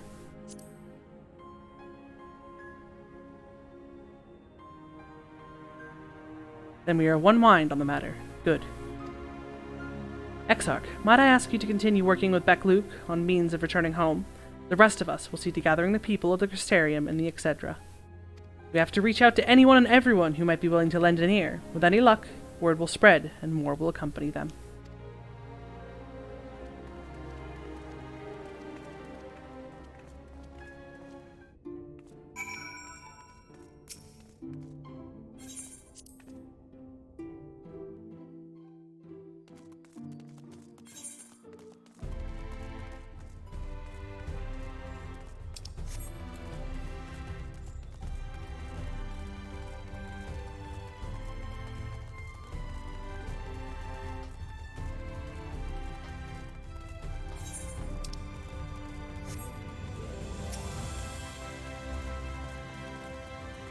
And Liana, my, what a wonderful surprise!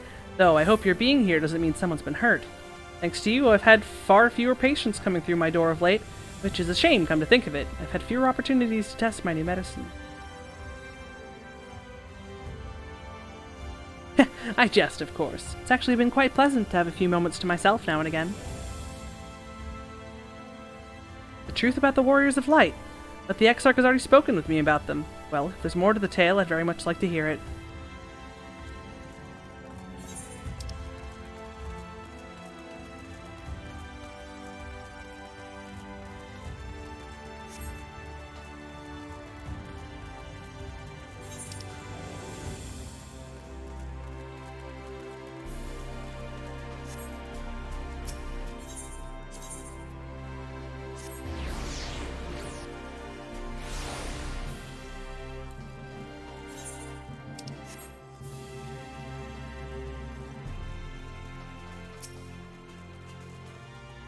Well, well, to what do I owe the pleasure? Whatever it is, I must ask you to be brief. With the night returned, visitors have been flocking to the Crystarium, and I find myself too busy by half. I don't mind it, though. Seeing the stairs so full of life is excitement. One can almost forget the flood ever happened. The Warriors of Light? Yes, the Exarch has mentioned them before, but everyone knows them now as the Cardinal Virtues. Are you suggesting there's more to it than that? Well, you've yet to steer us wrong, so I'm willing to hear what you have to say.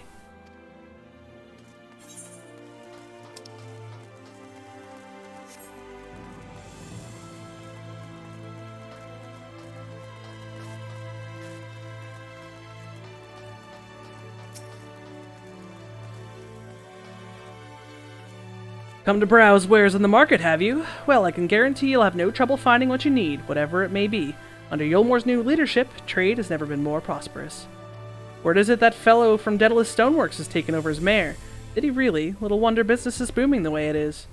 I imagine it won't be long before all of Norvrent reaps the benefits. But you've not come to talk about the market. Something on your mind? I see. The Exarch did mention they had something to do with your returning the knight to Norvrent. Alright, consider my interest piqued.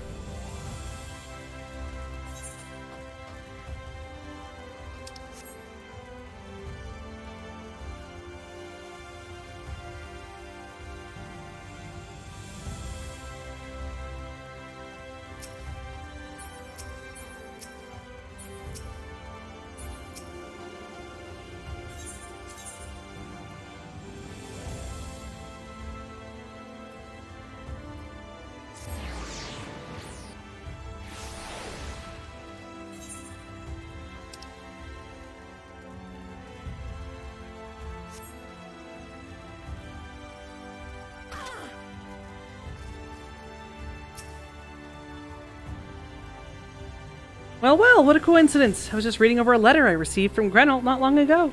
He says a visitor from the Crystarium found him at the bottom of the ocean, and that she inspired him to reach new artistic heights. Well, I can only think of one person capable of both feats, though I'd say the latter is far more impressive. I think fate could bring the two of you together in such a place. I'm sorry, you mean the Exarch didn't tell us the whole story of the Warriors of Light? Well, whatever he's left unsaid, I'm all ears.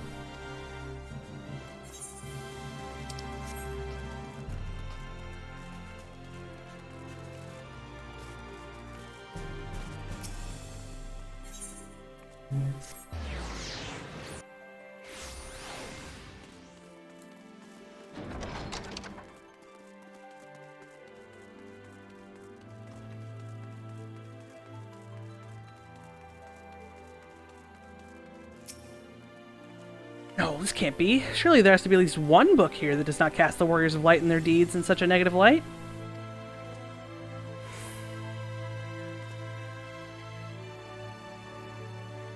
Oh, Kinliana, forgive me. The Cabinet of Curiosity has been bustling with visitors of late, but I fear a repository lacks for the knowledge they seek. The people wish to know the truth of the Flood, of the Warriors of Light. I've searched high and low, but alas, every account portrays them as no better than sin-eaters, abominations, worthy of only scorn and resentment. I knew they were not always judged so harshly, yet I can find no proof, and I dare call myself a librarian. You would address the people and tell them the truth of the Warriors of Light? Of the Flood? How wonderful! You've regaled me with the tale once before, but I should love to hear it again. Oh, and you may be assured I will not come alone.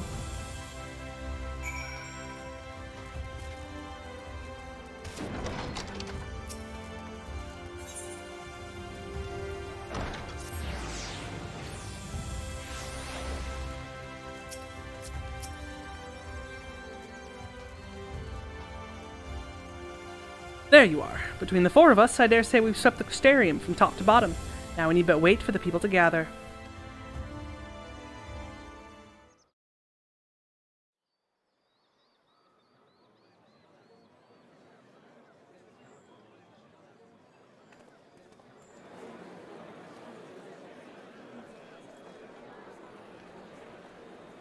Yes, this looks to be nearly everyone. Let us begin, shall we? Though I am usually the first to hold forth at such events, I think on this occasion that honor should fall to you. They would be more inclined to take the word of the Warrior of Darkness. Indeed. In light of the subject matter, who better than thee to speak these truths?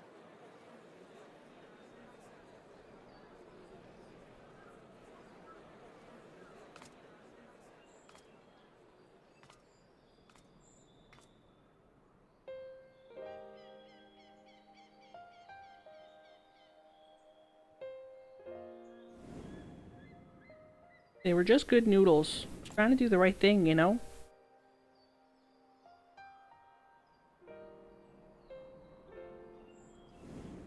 And then they came to my world and they tried to kill me because they thought it would save all of you. It wouldn't have.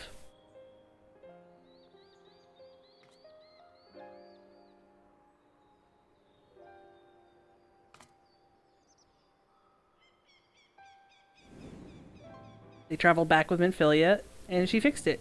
And then Emmett Selk helped me save the day. Or then Arbert helped me save the day against Emmett Selk. Still good noodles. Wicked White. The Warriors of Light did all that? So they never... I mean, they only ever wanted to help. And when everything they'd done turned to ash, they still carried on.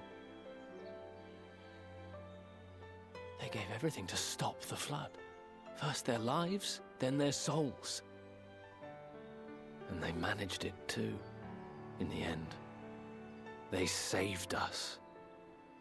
And we cursed their names.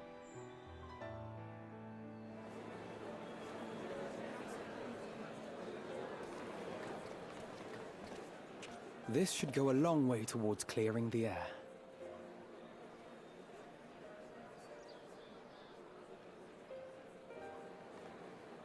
Uh-oh.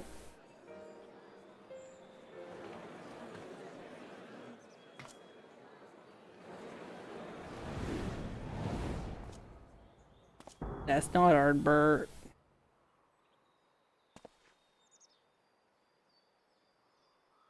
Impossible.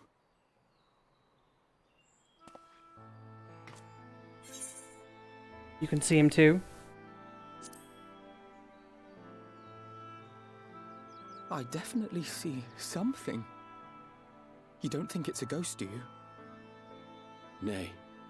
Yonder standeth no bloodless apparition, but a warrior of light and darkness both. Ardbert. What in the world?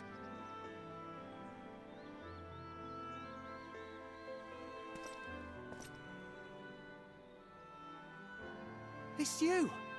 The one who slew the Eater!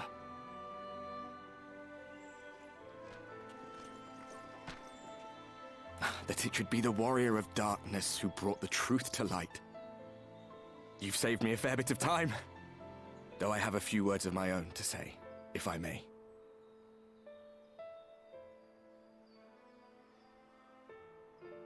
People of the Crystarium, I am Ardbert, one of those you know as a Warrior of Light.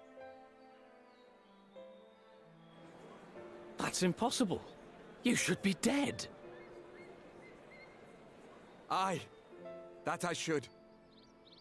But as the world has been given new life, so too have I. I know not why I, and I alone, have been gifted this chance. But I do know this. Only by the will of the star itself could such a miracle come to pass.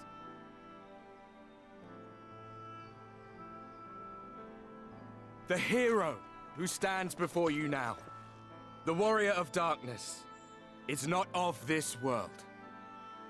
And the day will come when she must return to her home.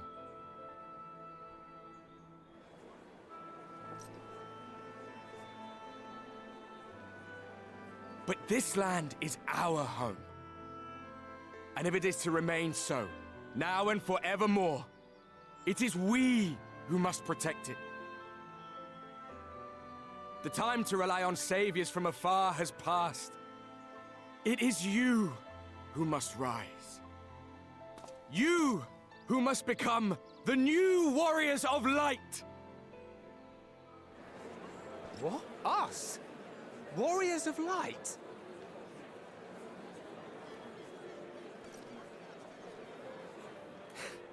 None of us were born heroes, my friend. I was only ever a man with a thirst for adventure.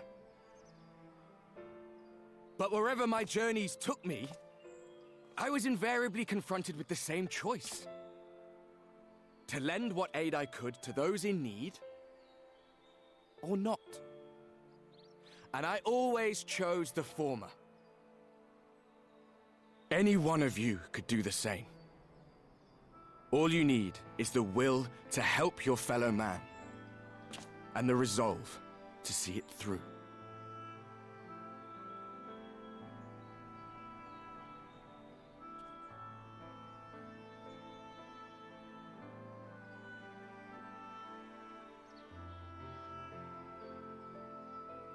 From thine own lips did we learn of Ardbert's fate, and by thy countenance I gather thou art not inclined to recant thy testimony. Yet whosoever this man may be, his words hold truth and resonate with the citizenry besides. For us to voice our doubts here and now would serve but to sow disquiet. 'Twere better we retired unto the ocular and there discuss this matter in private. Go. I will stay here and watch.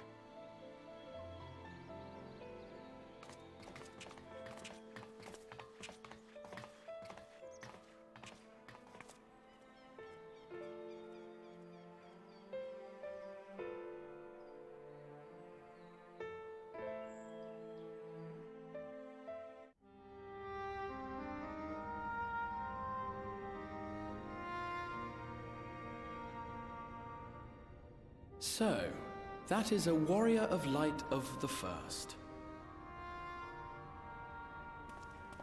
I've not had the pleasure of making his acquaintance, but as you all seem to be in agreement, I gather this is no simple case of mistaken identity.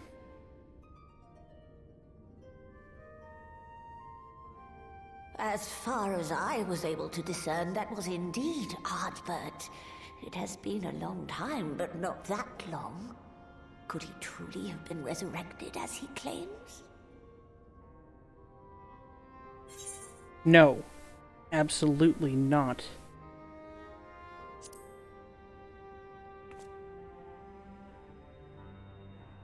Ardbert did entrust his very soul unto thee. I see no reason to question thy judgment. Nor I. To my eyes, your ether burns as brightly as the day you slew Emmett Selk. That is proof that he is with you still.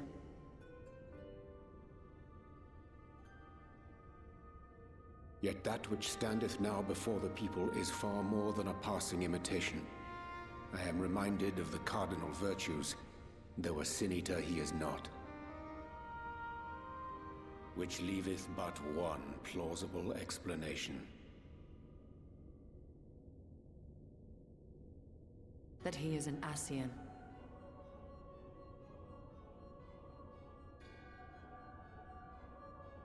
Given their fondness for posthumous possession, I would have to agree.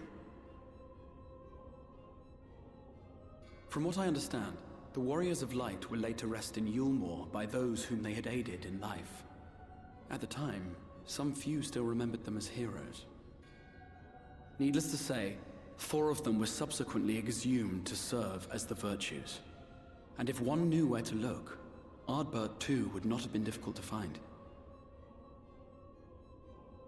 Assuming then that this is indeed the work of an Ascian, my mind inevitably turns to the last remaining paragon to survive the Sundering.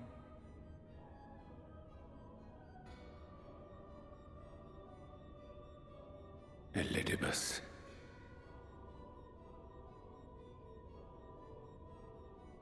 That Xenos hath reclaimed his own flesh is known.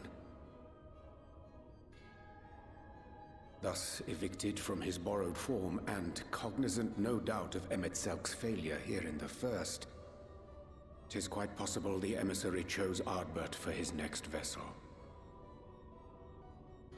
Inhabiting the flesh of the fallen? My, that is unsavory. And they do this often, you say?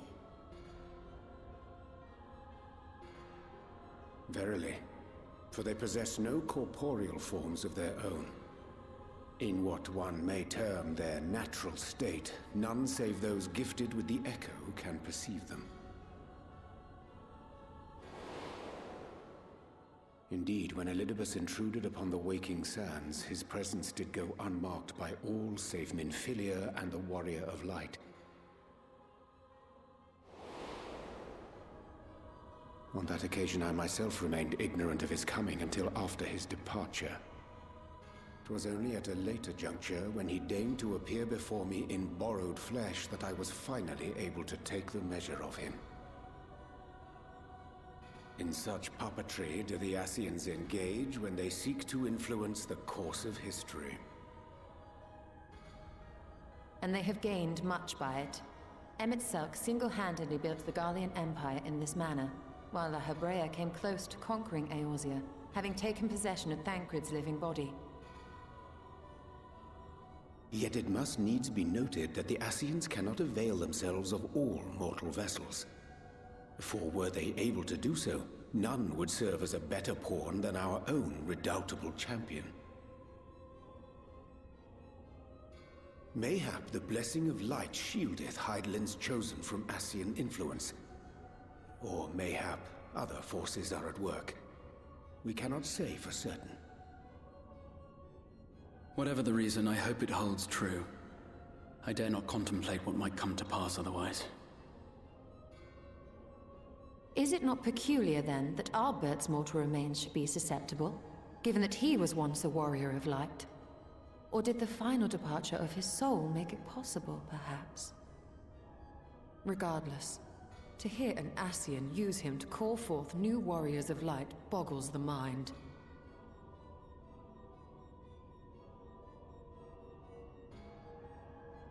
Elidibus hath ever been an enigma, his ostensible purpose being to preserve the balance between light and dark. When he made overtures towards me, however, I was afforded a glimpse behind the mask of the self-appointed emissary. I shall not defend mine actions, undertaken in pursuit of a better understanding of our foe as either wise or prudent. Nevertheless, what little I did glean may now prove useful. Elidibus possesseth a subtle mind, practiced in the art of manipulation. That he coaxed this star's most valiant heroes as far as the source with naught save half-truths is no trifling feat. And now I believe he doth employ his skills once more to some as yet unknown end. Though naught is certain, should my suspicions prove true, we shall have need of all our wits if we are to uncover and thereafter thwart his plot. Agreed. 'Tis plain that simply speaking out against him will not avail us. At best, it would only serve to confuse the people. And I would hesitate to do anything which might tarnish Ardbert's reputation once more, nor yours by association.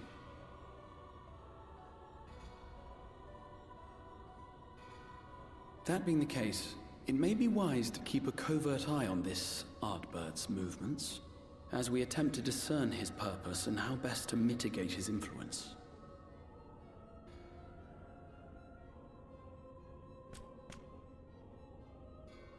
His performance appears to have concluded. What now? Go back out and follow him?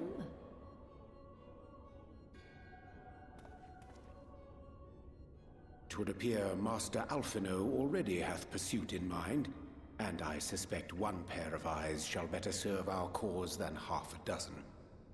Let the rest of us maintain an inconspicuous distance, for the present at least.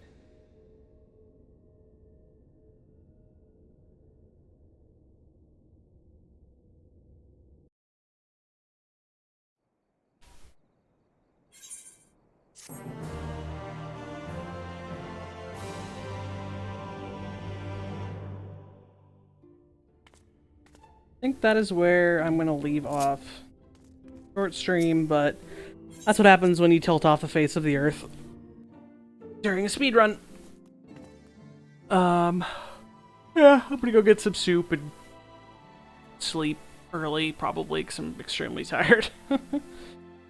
So thanks for hanging out with me, if anyone's lurking. New Game Plus will continue soon. Have a fantastic evening, and catch you later.